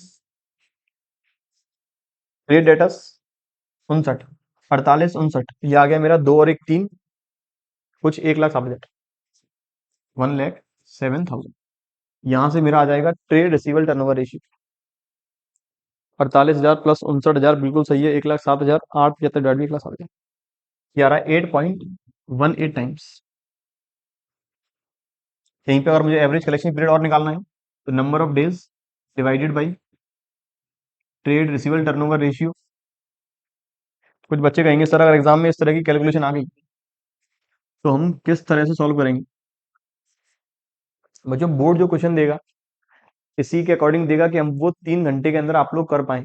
अगर यहाँ पर कैलकुलेशन थोड़ी स्ट्रांग है, थोड़ी डिफिकल्ट है, तो बाकी क्वेश्चंस ऐसे होंगे जैसे पार्टनरशिप के, कंपनीज के पार्टनरशिप के, कोई भी आपको नया रेशियो नहीं निकालना होगा, जो ओल्ड होगा वही सेक्रीफाइस होगा, वही न्यू होगा। कंपनी वाले में प्रोडक्ट अलॉटमेंट का क्वेश्चन आएगा लेकिन वो ईजी रहेगा, तो पूरा एग्जाम उसी के अकॉर्डिंग सेट रहेगा। ट्रेड पेबल टर्नओवर रेशियो, मेरी credit purchase 4,20,000 divided by average trade payable, creditor 90 और बीपी 52, ये आ गया 1,42, क्रेडिटर 90, बीपी 52। तो यहां से मेरा ट्रेड पेबल टर्नओवर रेशियो आ गया 2.96 टाइम्स। और फिर वापस मुझे वो निकालना है एवरेज पेमेंट पीरियड, वो आ जाएगा 123 डेज। अगर मंथ्स के अकॉर्डिंग निकालना है तो ये आ जाएगा 4.05 मंथ्स। ये बात थी ट्रेड रिसीवेबल और ट्रेड पेबल टर्नओवर रेशियो की। अगली बात करें कैपिटल एम्प्लॉय टर्नओवर रेशियो या फिर नेट एसेट टर्नओवर रेशियो, जो हमने अपनी स्टार्टिंग वाली स्लाइड में जो इस जगह कैपिटल एम्प्लॉयड, नेट एसेट या फिर इन्वेस्टमेंट टर्नओवर रेशियो, जो फर्दर दो कैटेगरी में क्लासीफाइड थे, उसी का एक तीसरा नाम है। तो इन्वेस्टमेंट टर्नओवर रेशियो या फिर नेट एसेट या फिर कैपिटल एम्प्लॉयड, फॉर्मूला क्या रहेगा? Net revenue from operation divided by capital employed. Net revenue में दोनों आएगा, क्रेडिट हो या हो कैश। और कैपिटल एम्प्लॉयड कैसे निकालेंगे? Shoulder fund plus non current liability या फिर total assets minus current liability. Capital employed की बात मैंने कर ली है। अब ये कहता है ये फर्दर दो कैटेगरी में डिवाइड है, फिक्स एसेट टर्नओवर रेशियो और वर्किंग कैपिटल टर्नओवर रेशियो। दोनों में क्या डिफरेंस रहेगा? एक जगह हम नेट सेल्स में डिवाइड कर देंगे फिक्स एसेट का, नेट फिक्स एसेट का, और दूसरी जगह नेट सेल्स में डिवाइड कर देंगे वर्किंग कैपिटल। आगे कहता है यदि कैपिटल एम्प्लॉयड जो रेशियो है, कैपिटल एम्प्लॉयड टर्नओवर रेशियो, ये ज्यादा है, हाई टर्नओवर और capital employed working capital and fixed asset is a good sign and implies efficient utilisation of the resources. अगर मेरा capital employed turnover ratio high है, ज्यादा है, फिक्स एसेट टर्नओवर रेशियो ज्यादा है, वर्किंग कैपिटल टर्नओवर रेशियो ज्यादा है, इसका मतलब मैं फिक्स एसेट, वर्किंग कैपिटल और कैपिटल एम्प्लॉयड को अच्छे तरह से यूटिलाइज कर रहा हूँ। जो पैसा होल्डर्स ने दिया, जो पैसा मैंने फिक्स एसेट में इन्वेस्ट किया है, मशीन्स, बिल्डिंग्स एक्सेट्रा में, तो उस पैसे को अच्छा यूटिलाइज किया है, फर्म आने वाले समय में अच्छा प्रॉफिट जनरेट करेगी। अब वापस क्वेश्चन करना है, नेट से टर्नओवर रेशियो निकालना है, फिक्स एसेट टर्नओवर रेशियो निकालना है और निकालना है working capital turnover ratio. Net asset turnover ratio formula revenue from operation divided by capital employed, यहाँ formula revenue from operation divided by fix asset, और यहाँ formula revenue from operation divided by working capital. तो revenue from operation जो मुझे already given है 30 लाख, ये given है 30 लाख, मुझे चाहिए क्या क्या? सबसे पहले चाहिए वर्किंग कैपिटल। अगर मैं इस रेशियो को निकालता हूं तो सबसे पहले निकालता हूं वर्किंग कैपिटल टर्नओवर रेशियो। तो सेल्स मेरी है 30 लाख डिवाइडेड बाई, मुझे चाहिए वर्किंग कैपिटल। वर्किंग कैपिटल कैसे निकालेंगे? करेंट एसेट्स 180 प्लस 110, 290, 290 और 110, 4 lakh divided by current liabilities, ये तीनों मेरी करंट लाइबिलिटीज है। ये आ जाएगा 160 और 50, सॉरी 150 और 50, 2 लाख। तो वो मेरा आया था कुछ 4 लाख और 2 लाख। तो ये आ गया 4 लैक्स माइनस 2 लैक्स। तो मेरा वर्किंग कैपिटल आ गया 2 लैक्स। ये आ गया मेरा working capital turnover ratio 15 times. दूसरा निकालना है fixed asset turnover ratio. Turnover वापस है 30 लाख, डिवाइड करेंगे फिक्स्ड एसेट्स का। जो फिक्स्ड एसेट्स का मतलब non current assets 8 lakh plant and machinery plus 5 lakh land and building, 13, 2 motor, एक फर्नीचर, 8 और 5 13, 3 16, ये आ गया 16 लैक्स। तो 30 लाख में डिवाइड करेंगे 16 का, ये आ रहा है 1.875 टाइम्स। फिर है net fix asset turnover ratio या फिर capital employ turnover ratio, formula रहेगा shoulder fund plus non current liability या फिर total assets minus current liability. दोनों में से कोई सा फॉर्मूला अपन अप्लाई कर सकते हैं। मैंने अभी तक फिक्स एसेट निकाल दिया था, वर्किंग कैपिटल निकाल दिया था, तो मैं वही यूज करूंगा। फिक्स एसेट आई थी 16 लाख, वर्किंग कैपिटल आई है 2 लाख, तो मेरा ये आ गया 18 लाख। 18 लाख का डिवाइड करूंगा 30 लाख में, ये आ गया कैपिटल एम्प्लॉयड या फिर फिक्स एसेट या फिर investment turnover ratio. 30 lakh divide by 18 lakh, ये आ रहा है 1.67 टाइम्स। ये बात थी ओवरऑल एक्टिविटीज और टर्नओवर रेशियोज की। अगली बात करें प्रॉफिटेबिलिटी रेशियोज। तो प्रॉफिटेबिलिटी रेशियोज सबसे ज्यादा है, क्वांटिटी में कुछ है 10। सारे रेशियोज एक बिजनेस की प्रॉफिटेबिलिटी पोजीशन डिपिक्ट करेंगे, शो करेंगे। इन्वेस्टर्स जितने भी हैं उन्हें सबसे ज्यादा मतलब होता है प्रॉफिटेबिलिटी रेशियो से। तो इसके अंदर कवर करेंगे gross profit, operating ratio, operating profit, net profit, return on investment, return on net worth, फिर EPS earning per share, BVPS book value per share, DPS and dividend payout ratio और price earning ratio. ये कुछ 10 ratio हमें बात करनी है। सबसे पहला ग्रॉस प्रॉफिट रेशियो, इसका formula gross profit upon net sales या फिर net revenue from operation. Gross profit किस तरह से निकालेंगे? ग्रॉस प्रॉफिट निकालने का सेम फॉर्मूला वही, sales minus cost of goods sold. Significance क्या कहता है? It indicates gross margin on the product sold. Gross profit ratio बताता है कितना ग्रॉस मार्जिन ऑर्गेनाइजेशन अर्न कर रही है। जितना ज्यादा ये रेशियो रहेगा उतना ज्यादा ऑर्गेनाइजेशन अपने operating expenses plus indirect expenses जितने भी हैं उन सबको कवर कर पाएगी। अगर ये रेशियो कम है तो हो सकता है ऑर्गेनाइजेशन आने वाले समय लॉसेस बियर करे या लॉसेस फेस करे, क्योंकि ऑर्गेनाइजेशन के पास हो सकता है जो नॉन ऑपरेटिंग है इनडायरेक्ट एक्सपेंसेस हैं, जो ऑपरेटिंग इनडायरेक्ट एक्सपेंसेस हैं उन्हें पेड करने के लिए इतना प्रॉफिट नहीं हो, कवर करने के लिए प्रॉफिट नहीं हो। So it indicates gross margin on product sold. It also indicates the margin available to cover operating expenses, non-operating expenses, etc. Change in gross profit ratio may due to change in selling price. Gross profit ratio अगर organisation का consistent है या फिर improve है तब अच्छी बात है। अगर वो गिरता जा रहा है तो हो सकता है ऑर्गेनाइजेशन कस्टमर्स को अट्रैक्ट करने के लिए अपनी प्राइसेस कम कर रही हो, या फिर ऑर्गेनाइजेशन का मार्केट में कंपटीशन बहुत ज्यादा है, अपना प्रोडक्ट मार्केट में नहीं बेच पा रही। आगे कहता है क्वेश्चन वापस, मुझे ग्रॉस प्रॉफिट चाहिए। चाहिए सबसे पहले सेल्स। सेल्स गिवन है ऑलरेडी, परचेज गिवन है, कैरेज इनवर्ड है, सैलरीज है, डिक्रीज इन इन्वेंट्री है, रिटर्न आउटवर्ड है, वेजेस। मुझे चाहिए gross profit ratio. Gross profit ratio equals to gross profit divided by sales into 100। एक और बात है, अब जितने भी प्रॉफिटेबिलिटी रेशियोज हैं स्टार्टिंग के कुछ 6 रेशियो तक सारे रेशियो प्रेजेंट होंगे परसेंटेज के फॉर्म में।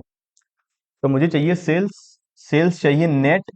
स्टार्टिंग में ग्रॉस सेल्स गिवन है 25 की कैश, 75 की क्रेडिट, मतलब ग्रॉस सेल्स गिवन है 1 लाख, और कोई भी आगे सेल्स रिटर्न नहीं है, इसका मतलब ग्रॉस सेल्स ही नेट सेल्स है। अब चाहिए मुझे ग्रॉस प्रॉफिट। ग्रॉस प्रॉफिट निकालने के लिए सबसे पहले निकालना होगा cost of good sold, minus करेंगे फिर सेल्स में से। कॉस्ट ऑफ गुड सोल्ड किस तरह से निकालेंगे, opening stock plus purchase plus direct expense minus closing stock. मुझे परचेज दे रखी है 75,000 टोटल, 2,000 कैरेज इनवर्ट बिल्कुल इंक्लूड करेंगे, डायरेक्ट एक्सपेंसेस है, माल खरीदने पे दिए हुए भाड़ा है, ये आ गया 77,000। सैलरीज इंक्लूड नहीं करेंगे, पीएनएल में जाएगा। ऑपरेटिंग इनडायरेक्ट ऑपरेटिंग एक्सपेंस है, डिक्रीज इन इन्वेंट्री। स्टार्टिंग मैंने बता दिया था जब तक बच्चों को फाइनेंशियल स्टेटमेंट का फॉर्मेट नहीं पता, कौन सा आइटम किस जगह आना है वो नहीं पता, तब रेशियो एनालिसिस में दिक्कत आ जाएगी। डिक्रीज इन इन्वेंट्री, ये मेरा जो मैं स्टेटमेंट ऑफ पीएनएल बनाता हूँ वहां पर मैं लिखता हूँ change in inventory. Change in inventory, change in inventory. और ये कैसे निकालते हैं, चेंज इन इन्वेंट्री निकालते हैं opening inventory minus closing inventory से। तो ये कह रहा है डिक्रीज इन्वेंट्री। डिक्रीज इन्वेंट्री का मतलब जो मेरी ओपनिंग है वो क्लोजिंग से 10,000 कम है। यहां मैंने लिखा opening stock minus closing stock, मतलब परचेज में ओपनिंग स्टॉक करना है प्लस क्लोजिंग स्टॉक करना है माइनस, लेकिन इस जगह क्लोजिंग स्टॉक क्लोजिंग इन्वेंट्री की वैल्यू ओपनिंग वाले से ज्यादा है। तो अल्टीमेट अगर ये मेरा जीरो है तो ये कितना होगा 15,000। तो मैं 15,000 कर दूंगा माइनस। अभी तक मेरा आ गया था यहां तक 77,000, माइनस करूंगा 15,000, अब मेरा रह गया 62,000। अगला आइटम है रिटर्न आउटवर्ड, ये होता है परचेज रिटर्न। तो 62,000 में माइनस करेंगे 2,000, वो आ गया मेरा 60,000। और वेजेस ये भी डायरेक्ट एक्सपेंस है, वो आ गया मेरा 65,000। तो मेरा कॉस्ट ऑफ गुड सोल्ड आ चुका है 65,000। यहाँ मैंने परचेज इंक्लूड की है, net purchase after purchase return. मेरा कॉस्ट ऑफ गुड सोल्ड आ गया 65,000। मेरी सेल्स थी 1 लाख, इसका मतलब मेरा प्रॉफिट आया होगा 35,000 रुपए। Sales minus cost of good sold आ गया ग्रॉस प्रॉफिट जो आ गया 35,000। मेरा जीपी रेशियो आ गया 35%। ग्रॉस प्रॉफिट आपको निकालना होगा वर्किंग नोट के अंदर। अगला क्वेश्चन, अगला रेशियो, अगला है ऑपरेटिंग रेशियो। ऑपरेटिंग रेशियो कहता है बिजनेस को रन करने में जो प्रोडक्ट हमने बेचा है उस प्रोडक्ट को बेचने के लिए हमने जितने भी खर्चे किए हैं from the date of purchase to the date of delivery, उस सारे खर्चों को कंपेयर करें सेल्स के साथ, तो कंपनी ने या ऑर्गेनाइजेशन ने कितना परसेंट पैसा खर्च कर दिया, या टोटल सेल्स का कितना परसेंट पार्ट ऑर्गेनाइजेशन खर्च कर रही है including purchase price. It is computed to analyse cost of operations in relation to revenue from operations, कि कुल हम कितना ऑपरेशन पे खर्चा कर रहे हैं including all the expenses including purchase price. Purchase price plus factory का खर्चा प्लस ऑफिस का प्लस मार्केट का। किस तरह से निकालेंगे, सबसे पहले कॉस्ट, जो हमने प्रोडक्ट परचेज किया उसका कॉस्ट ऑफ गुड सोल्ड, या जो प्रोडक्ट हमने बेचा उसका कॉस्ट, प्लस जितने भी खर्चे हमने किए ऑफिस में, जितने भी हमने किए मार्केट में। वो सारे होने चाहिए ऑपरेटिंग। डिवाइड करेंगे नेट सेल्स का। दूसरा तरीका कहता है इस ऑपरेटिंग रेशियो को, दूसरा तरीका निकालने का, 100% में से अगर मैं ऑपरेटिंग प्रॉफिट कर देता हूं माइनस ऑपरेटिंग प्रॉफिट की परसेंटेज, तब मैं ऑपरेटिंग रेशियो निकाल सकता हूं। तीसरा रेशियो ऑपरेटिंग प्रॉफिट रेशियो है। निकालने का तरीका, 100 में से यदि ऑपरेटिंग रेशियो माइनस कर दिया जाए तो मेरा आ जाएगा ऑपरेटिंग प्रॉफिट, अगर मैंने ऑपरेटिंग रेशियो निकाला है तो। अदरवाइज दूसरा फॉर्मूला ऑपरेटिंग प्रॉफिट रेशियो निकालने का, operating profit divided by net revenue from operations multiply by 100।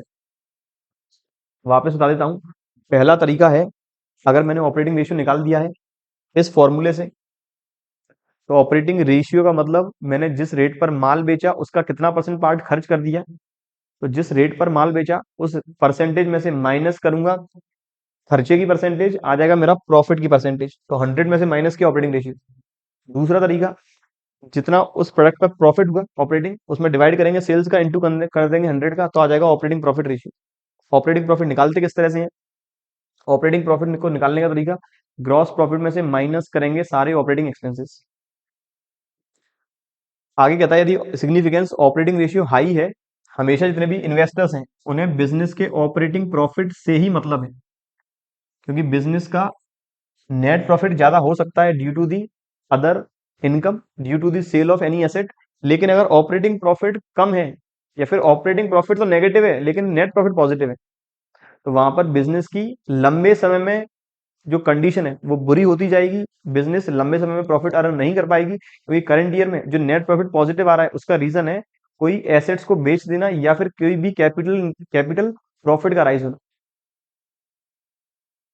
अब क्वेश्चन कहता है यहाँ पर निकालना क्या क्या है, ग्रॉस प्रॉफिट ऑपरेटिंग रेशियो। मुझे रेवेन्यू फ्रॉम ऑपरेशन मतलब सेल्स गिवन है 3,40,000, मुझे गिवन है कॉस्ट 1,20, तो यहीं से मैं निकाल देता हूँ ग्रॉस प्रॉफिट 2,20,000, ये मेरा आ गया gross profit. Selling expense given है 80, एडमिनिस्ट्रेटिव एक्सपेंस गिवन है 40, ये मेरा 2,20, ये मेरे ऑपरेटिंग एक्सपेंस 1,20, तो यहां से मेरा ऑपरेटिंग प्रॉफिट आ गया कुछ 1,00,000 रुपए। ये मेरा आया था ग्रॉस प्रॉफिट। ग्रॉस प्रॉफिट निकालने का फॉर्मूला, ग्रॉस प्रॉफिट का amount 2,20 divide by sales, 2,20 divide by 3,40, तो मेरा ग्रॉस प्रॉफिट रेशियो आ गया 64.71%। ऑपरेटिंग प्रॉफिट रेशियो निकालने का, ऑपरेटिंग प्रॉफिट आया 1,00,000, मेरी सेल्स है 3,40, क्या आया 29.41। ऑपरेटिंग कॉस्ट निकालने का तरीका, या तो 100 में से माइनस कर लिया जाए, 29.41 जो आ रहा है 70.59%। ये ऑपरेटिंग प्रॉफिट ये वाला है, और ये मेरा ऑपरेटिंग रेशियो ये वाला है। दूसरा तरीका ऑपरेटिंग रेशियो निकालने का, मैंने 1,20,000 का तो माल खरीदा है, 1,20,000 और खर्चा किया, मेरा टोटल खर्चा हो गया 2,40,000। 2,40,000 कुल खर्चा हुआ, माल बिका है मेरा 3,40 में, तो इसका मतलब 3,40 के कंपैरिजन में मेरा टोटल खर्चा हो चुका है 70.59%। उम्मीद करता हूँ यहाँ तक बात है क्लियर, किस तरह से ऑपरेटिंग ग्रॉस और ऑपरेटिंग रेशियो निकालना है। अगला है net profit ratio. Net profit को हम प्रॉफिट आफ्टर टैक्स भी कहते हैं। ये सारे आइटम्स चाहे ऑपरेटिंग हो या नॉन ऑपरेटिंग हो, इनकम हो या एक्सपेंस हो, सभी को एडजस्ट करने के बाद हम कैलकुलेट करेंगे। फॉर्मूला क्या रहेगा नेट प्रॉफिट रेशियो का, net profit divided by net sales into 100। Net profit को हम प्रॉफिट आफ्टर टैक्स भी कहते हैं। सिग्निफिकेंस क्या कहता है, it is a measure of net profit margin in relation to the revenue from operation. Besides revealing profitability, it is the main variable in computation of return on investment. यही main component है return on investment निकालने के लिए। Return on investment का मतलब जितना भी business में पैसा लगा हुआ है, वो उस जितने भी होल्डर हैं उस अमाउंट के, या जिन लोगों ने वो पैसा लगाया है, उन्हें कितना परसेंट सालाना रिटर्न मिलता है इन दी फॉर्म ऑफ डिविडेंड या फिर इंटरेस्ट।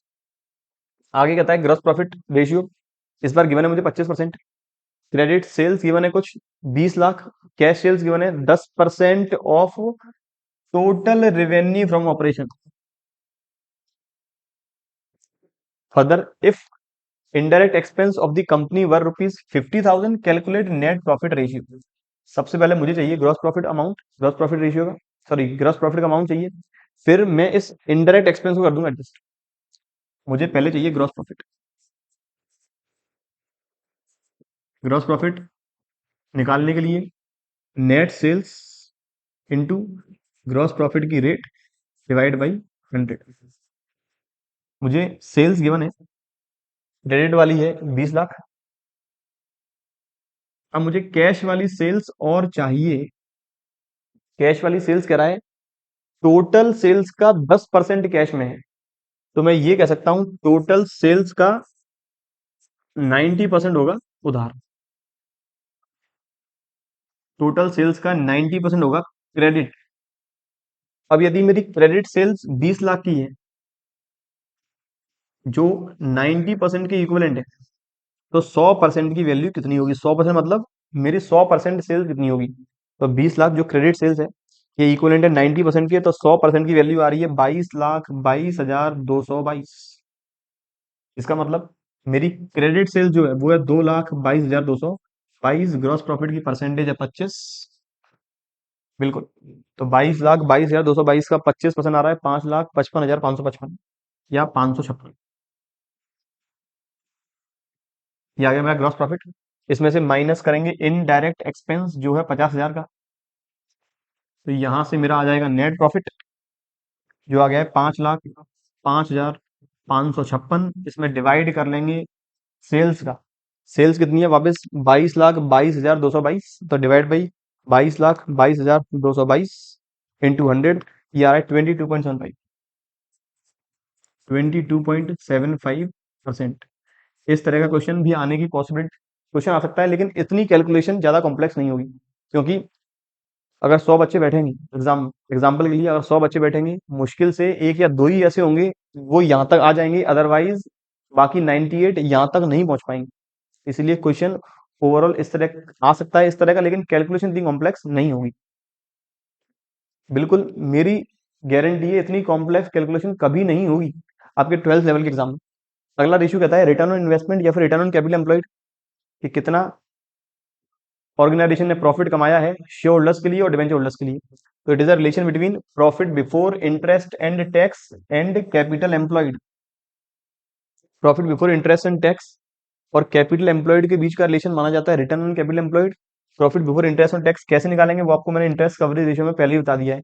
कैपिटल एम्प्लॉयड का भी फॉर्मुला बात कर चुके हैं, long term date plus share holder fund. इसका क्या सिग्निफिकेंस है? इसका सिग्निफिकेंस ये, अगर ये ज्यादा है, अगर रिटर्न ऑन कैपिटल एम्प्लॉयड की परसेंटेज ज्यादा है, तो ज्यादा से ज्यादा इन्वेस्टर्स कंपनी के अंदर पैसा इन्वेस्ट करेंगे, और अगर ये परसेंटेज ज्यादा है तो कंपनी के जो रिसोर्सेज है उनका यूटिलाइजेशन एफिशिएंट तरीके से किया गया है, प्रॉपर फॉर्म में वो यूटिलाइज किए गए। अगला कहता है return on share funds.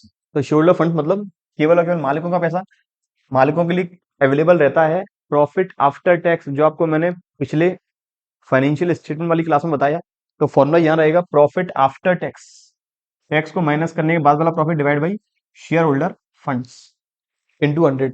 Return on share holder funds को ही रिटर्न ऑन नेटवर्थ कहा जाता है। अब बात करें क्वेश्चन की। क्वेश्चन कहता है निकालना क्या क्या है? निकालना रिटर्न ऑन इन्वेस्टमेंट है, मतलब return on capital employed. Profit before interest and tax divide by capital employed. निकालना है return on share holder fund, मतलब profit after tax divided by share holder funds. यदि प्रॉफिट आफ्टर टैक्स गिवन है 1.5 लाख और tax का जो amount है वो 50,000, इस बार क्वेश्चन आपके ऊपर मेहरबान है, टैक्स का अमाउंट ऑलरेडी गिवन है, परसेंटेज गिवन नहीं। तो मुझे सबसे पहले अगर 1.5 लाख गिवन है तो मैं निकालूंगा रिटर्न ऑन नेटवर्थ या फिर return on share holder fund. Formula रहेगा profit after tax divided by share holder fund. Share holder fund के अंदर क्या क्या आएगा सर? इसके अंदर आएगा share capital and reserve surplus. Share capital 4 lakh equity, 1 lakh preference हो गया 5 lakh, reserve surplus civil reserve 184, तो ये आ गया मेरा 6,84,000 मल्टीप्लाई बाई 100। यहां से आ जाएगा मेरा return on net worth 1,50,000 divide by 6,84,000 into 100, ये आ रहा है 21.93। अगला निकालना है रिटर्न ऑन कैपिटल एम्प्लॉयड या return on investment. Formula profit before interest and tax, profit before interest and before tax. Profit after tax given है 1.5 लाख, बिफोर टैक्स के लिए टैक्स प्लस कर लेंगे 50,000, आ गया 2 लाख, प्लस करना पड़ेगा इंटरेस्ट। इंटरेस्ट की रेट है 10%, पैसा उधार लिया है 4 लाख, 4 लाख का 10% 40,000। ये पूरी कैलकुलेशन आपको वर्किंग नोट में करनी होगी। कुछ बच्चे अगर इस पीडीएफ के कंप्लीट सॉल्यूशन प्राप्त करना चाहते हैं, डाउनलोड करना चाहते हैं, हमारी एजुकेशन इनसाइट एप्लीकेशन डाउनलोड करें। वहां आपको हमारी बुक के साथ साथ ये सारे सॉल्यूशन भी प्रॉपर फॉर्म में मिलेंगे। आपकी तैयारी को और अच्छी करनी है वहां पर आपको मॉडल टेस्ट पेपर भी गिवन होंगे। उन मॉडल टेस्ट पेपर का सॉल्यूशन आप लोग लिखें और मुझे भेजें ताकि मैं अच्छी तरह से चेक करूं और आपको उसका सॉल्यूशन बता पाऊं। अब और चलें सर आगे। मुझे निकालना था रिटर्न ऑन इन्वेस्टमेंट। 2 लाख का मेरा प्रॉफिट पहले ही आ गया था बिफोर टैक्स। मैंने ऐड किया 40,000 पे इंटरेस्ट, तो ये आ गया 2,40,000। डिवाइड करेंगे अब कैपिटल एम्प्लॉयड का। कैपिटल एम्प्लॉयड निकालने के लिए shoulder fund plus non current liability. Shoulder fund पहले से आता 684, 4 लाख ऐड और कर लेंगे तो ये आ गया 10,84,000। मल्टीप्लाई कर लेंगे 100 का, क्योंकि ये सारे रेशियो आने वाले हैं परसेंटेज में। तो 2,40,000 डिवाइड 10,84,000, ये मेरा आ गया 22.14%। उम्मीद करता हूं यहां तक कोई भी दिक्कत वाली बात नहीं है। अब अगला है EPS, DPS, BBPS, MPS, P ratio और एक DP ratio. EPS earning per share काफी सिंपल है। अर्निंग पर शेयर का मतलब कंपनी ने इक्विटी शेयर होल्डर्स के लिए करंट ईयर में कितना प्रॉफिट कमाया है, उस प्रॉफिट में डिवाइड कर देंगे नंबर ऑफ इक्विटी शेयर्स का जो कंपनी ने किए इश्यू अभी तक टोटल, तो वहां से आ जाएगा ईपीएस। फॉर्मूला है profits available for equity share holders. वापस रिपीट कर दूं, जो प्रॉफिट्स इक्विटी शेयर होल्डर्स के लिए अवेलेबल है, कंपनी जो भी प्रॉफिट कमाती है टैक्स पेड करेगी, प्रेफरेंस डिविडेंड पेड करेगी, रिजर्व में ट्रांसफर करेगी, इक्विटी डिविडेंड बांटेगी, फिर रहेगा रिटेन अर्निंग। इक्विटी डिविडेंड के लिए कौन कौन सा प्रॉफिट अवेलेबल है, कंपनी ने प्रॉफिट आफ्टर टैक्स में से प्रेफरेंस डिविडेंड दिया, रिजर्व में ट्रांसफर किया और इक्विटी डिविडेंड बांटा, फिर बचा कंपनी के पास रिटेन अर्निंग, फिर बचा कंपनी का रिटेन अर्निंग। इक्विटी शेयरहोल्डर्स के लिए कौन कौन से प्रॉफिट्स अवेलेबल हैं, उनके लिए अवेलेबल है ये तीनों, रिजर्व्स, इक्विटी डिविडेंड और रिटेन अर्निंग। तो इन तीनों को ऐड कर लें या फिर प्रॉफिट आफ्टर टैक्स में से प्रेफरेंस डिविडेंड माइनस कर लिया जाए, उसे बोलेंगे हम profits available for equity shareholders. एक बात और, इनकेस रिजर्व अगर मैंडेटरी रिजर्व है, मतलब जैसे डीआरआर है, सीआरआर है, इस तरह के रिजर्व कंपनी को बनाना मैंडेटरी है, तो वो रिजर्व भी माइनस कर देंगे earnings available for equity shareholders निकालने के लिए। लेकिन इस लेवल तक के क्वेश्चन 12th एग्जाम में कभी नहीं आएंगे, ये केवल आपकी नॉलेज के लिए। तो मैंने profit available for equity shareholders divide by number of equity share divide किया, वो आ गया मेरा ईपीएस। अगला है book value per share. Book value बहुत सिंपल है। इक्विटी शेयरहोल्डर्स के लिए उनकी शेयर कैपिटल कितनी है प्लस उनके जो भी रिजर्व सरप्लस है, इसमें से माइनस कर देंगे एक्यूमुलेटेड लॉसेस या फिर फिक्टिशियस एसेट, ये आ गया। बुक्स में टोटल वैल्यू कितनी है शेयरहोल्डर्स के लिए, डिवाइड कर देंगे नंबर ऑफ इक्विटी शेयर्स। कोई दिक्कत वाली बात नहीं है, सभी के लिए क्वेश्चन मैंने तैयार रखे हैं, 3 और 4, 3-4 क्वेश्चन हैं, एक एक टॉपिक आपके माइंड में हो जाएगा क्लियर। अगला है डिविडेंड पे आउट रेशियो। तो डिविडेंड पे आउट रेशियो से पहले डीपीएस की बात करें। शायद डीपीएस यहाँ नहीं होगा, डीपीएस अपने बुक में नहीं है इसलिए मैंने लिखा नहीं है। अदरवाइज डीपीएस का मतलब होता है डिविडेंड पर शेयर, कंपनी एक शेयर पर कितने रुपए का डिविडेंड बांट रही है। निकालने का तरीका, amount of dividend distributed divided by number of equity shares. तो यहां से आ जाएगा मेरा डीपीएस, डिविडेंड पर शेयर। और डिविडेंड पर शेयर का रिलेशन क्या है अर्निंग पर शेयर के साथ। अर्निंग पर शेयर का कितना परसेंट पार्ट कंपनी बेच चुकी है, उसे बोलेंगे डीपी रेशियो, और ये आएगा मेनली परसेंटेज में, इसीलिए मल्टीप्लाई कर दिया मैंने 100 का। कंपनी ने होल्डर्स के लिए जितना पैसा कमाया उसमें से कितना डिविडेंड के फॉर्म में बांट दिया, वो कहलाता है डीपी रेशियो। अगला है प्राइस अर्निंग रेशियो। कंपनी के एक शेयर की वैल्यू जो मार्केट में है उसके कंपैरिजन में कंपनी कितना पैसा कमा रही है, कंपनी के मार्केट में शेयर की वैल्यू कितनी है, डिवाइड कर लेंगे कंपनी का एट प्रेजेंट ईपीएस कितना है। तो इन दोनों के बीच का रिलेशन माना जाएगा पी रेशियो, और ये आएगा टाइम्स के फॉर्म में। पिछला वाला रेशियो आता है परसेंटेज के फॉर्म में, इससे पिछले वाले दोनों रेशियो ये आए थे मनी के फॉर्म में, मतलब रुपीस के फॉर्म में। ये मैंने earning per share, market price पर शेयर मतलब dividend per share, price earning ratio, DP ratio और BBPS book value per share, ये चारों पांचों रेशियो आपको बता दिए। अब बात करें एक बार क्लैरिटी के लिए क्वेश्चन की। इनकेस अभी तक नहीं समझ में आए पांचों फॉर्मूले, वीडियो एक बार वापस पीछे रिवाइंड करके देखें, समझें पूरा कॉन्सेप्ट है क्या, फिर क्वेश्चन देखें। क्या कहता है, निकालना ईपीएस है सबसे पहले अर्निंग पर शेयर, फिर निकालना है बीबीपीएस डीपी रेशियो और प्राइस अर्निंग रेशियो। कंपनी के पास जो इक्विटी शेयर्स हैं क्वांटिटी में 70,000 हैं, कैपिटल 7 लाख रुपए की। कंपनी के पास profit after tax but before dividend 1,75,000 रुपए का प्रॉफिट इस साल कमाया है, अभी तक इसमें से डिविडेंड माइनस नहीं है। कंपनी के मार्केट में एक शेयर की वैल्यू है 1 लाख, सॉरी 13 रुपए, और फर्दर डिविडेंड जो कंपनी ने इस साल डिक्लेयर किया वो किया 15%। डिविडेंड हमेशा निकालते हैं फेस वैल्यू के हिसाब से। पहले मुझे निकालना है ईपीएस। ईपीएस का मतलब होता है कंपनी ने कुल जितना इस साल प्रॉफिट कमाया होल्डर्स के लिए, होल्डर्स के लिए कितना प्रॉफिट है, 1,75,000 डिविडेंड बांटने से पहले। और डिविडेंड कौन सा, केवल और केवल इक्विटी डिविडेंड से पहले। अगर प्रेफरेंस शेयर होल्डर्स हैं उनका डिविडेंड करेंगे माइनस। तो कंपनी ने होल्डर्स के लिए इस बार प्रॉफिट कमाया है 1,75,000 divided by number of equity shares. 1,75,000 divide by number of equity shares, ये आ रहा है कुछ 2.5। मैंने अभी गलती से कुछ गलत आइटम का डिवाइड कर दिया, इसलिए आंसर आया था 4.375। करेक्ट आंसर है 2.5, 1,70,000 डिवाइड बाई 70,000। अगला निकालना बीबीपीएस है। बीबीपीएस का मतलब बुक्स में टोटल शेयर होल्डर फंड्स की वैल्यू कितनी है, अगर उसमें डिवाइड कर दें नंबर ऑफ शेयर्स का, तो एक शेयर की वैल्यू कितनी होगी। बुक में इक्विटी शेयर्स की वैल्यू है 7 लाख रुपए, प्रॉफिट इस साल कमाया 1,75,000 का है, तो इसका मतलब ओवरऑल कंपनी की बुक्स में इसकी वैल्यू आ रही है 8,75,000। लेकिन कंपनी ने करेंट ईयर में डिविडेंड भी डिक्लेयर कर दिया है। डिविडेंड डिक्लेयर करने का मतलब वो डिविडेंड हम पेबल दिखाएंगे, पेबल होने के बाद ये जाएगा अदर करंट लाइबिलिटी में, करंट लाइबिलिटी की अदर करंट लाइबिलिटी में। तो यहां से 1,75,000 में से जो डिविडेंड का अमाउंट है वो हो जाएगा कम। 1,75,000 में से डिविडेंड का अमाउंट हो जाएगा कम। तो 1,75,000 माइनस डिविडेंड कितना डिक्लेयर किया, 7 लाख का 15% जो आएगा 1,05,000। तो डिविडेंड का अमाउंट माइनस करने के बाद कंपनी के पास प्रॉफिट बचा हुआ है 70,000, 70,000। 70,000 का प्रॉफिट बचा हुआ है जो जाएगा रिटेन अर्निंग्स रिजर्व सरप्लस के अंदर, प्लस 7 लाख कैपिटल कंपनी में पहले से ही है। कंपनी की बुक्स के अंदर शोल्डर फंड्स की वैल्यू हो गई 7,70,000। तो 7,70,000 shoulder funds divided by number of shares 70,000, तो ये आ गया मेरा बुक वैल्यू पर शेयर ₹11। लेकिन हो सकता है एनसीईआरटी में 1,75,000 के बेसिस पर ही बुक वैल्यू पर शेयर निकाली गई हो, लेकिन मैंने आपको बता दिया है क्यों हमने 7,70,000 के बेसिस पर निकाला है। इस 1,75 में से हमने 1,05,000 का डिविडेंड किया डिक्लेयर, जैसे डिविडेंड डिक्लेयर हुआ वो चला गया करंट लाइबिलिटी की अदर करंट लाइबिलिटी में। एक बार अदर करंट लाइबिलिटी में चला गया तो वो शेयर फंड का पार्ट नहीं होगा।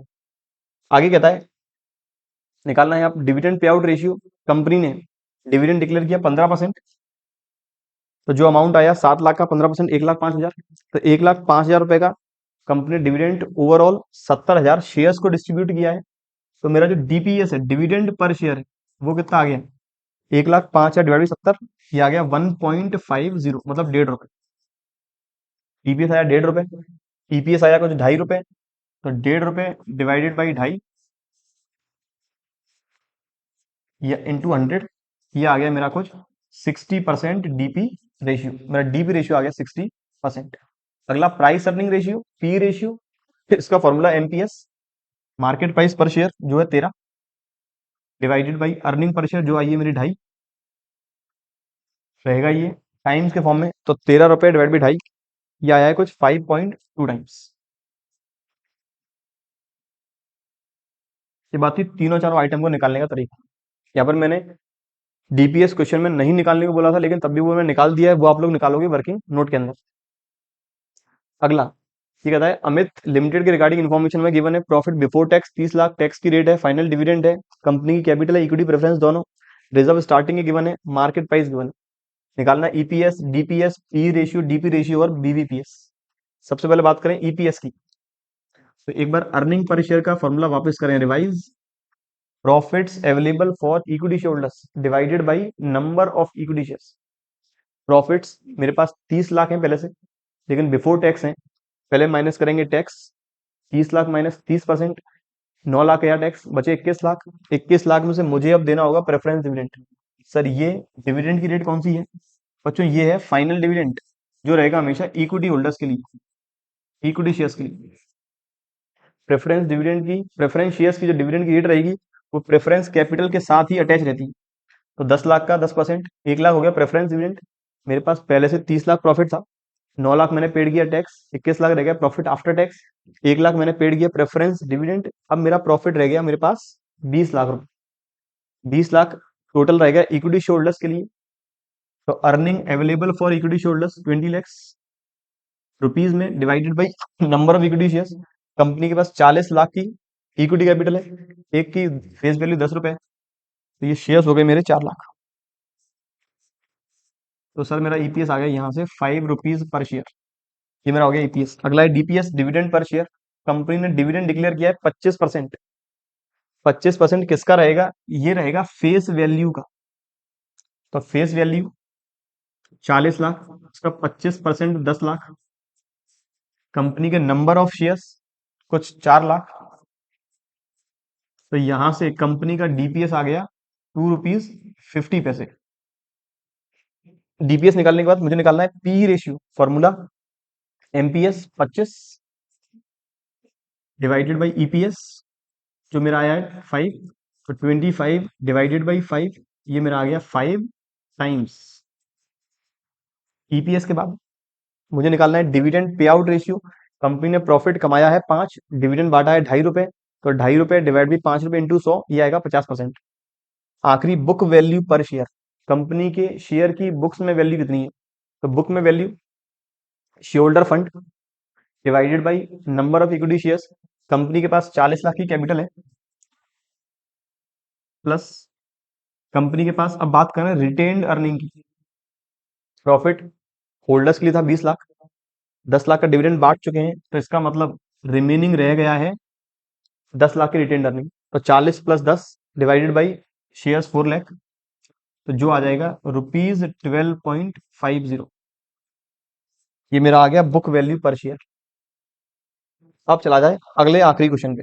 आखिरी क्वेश्चन कहता है इन्फॉर्मेशन गिवन है सोनिया लिमिटेड की, प्रॉफिट आफ्टर टैक्स गिवन है 2,70,000, फाइनल डिविडेंड वापस इक्विटी होल्डर का है 20%, प्रेफरेंस डिविडेंड का 27,000, कंपनी की कैपिटल है इक्विटी 8 लाख रुपए की, एक शेयर है 10 रुपए का, मार्केट प्राइस है 40 रुपए, EPS, DPS, P ratio, dividend pay out और बीवीपीएस निकालना है।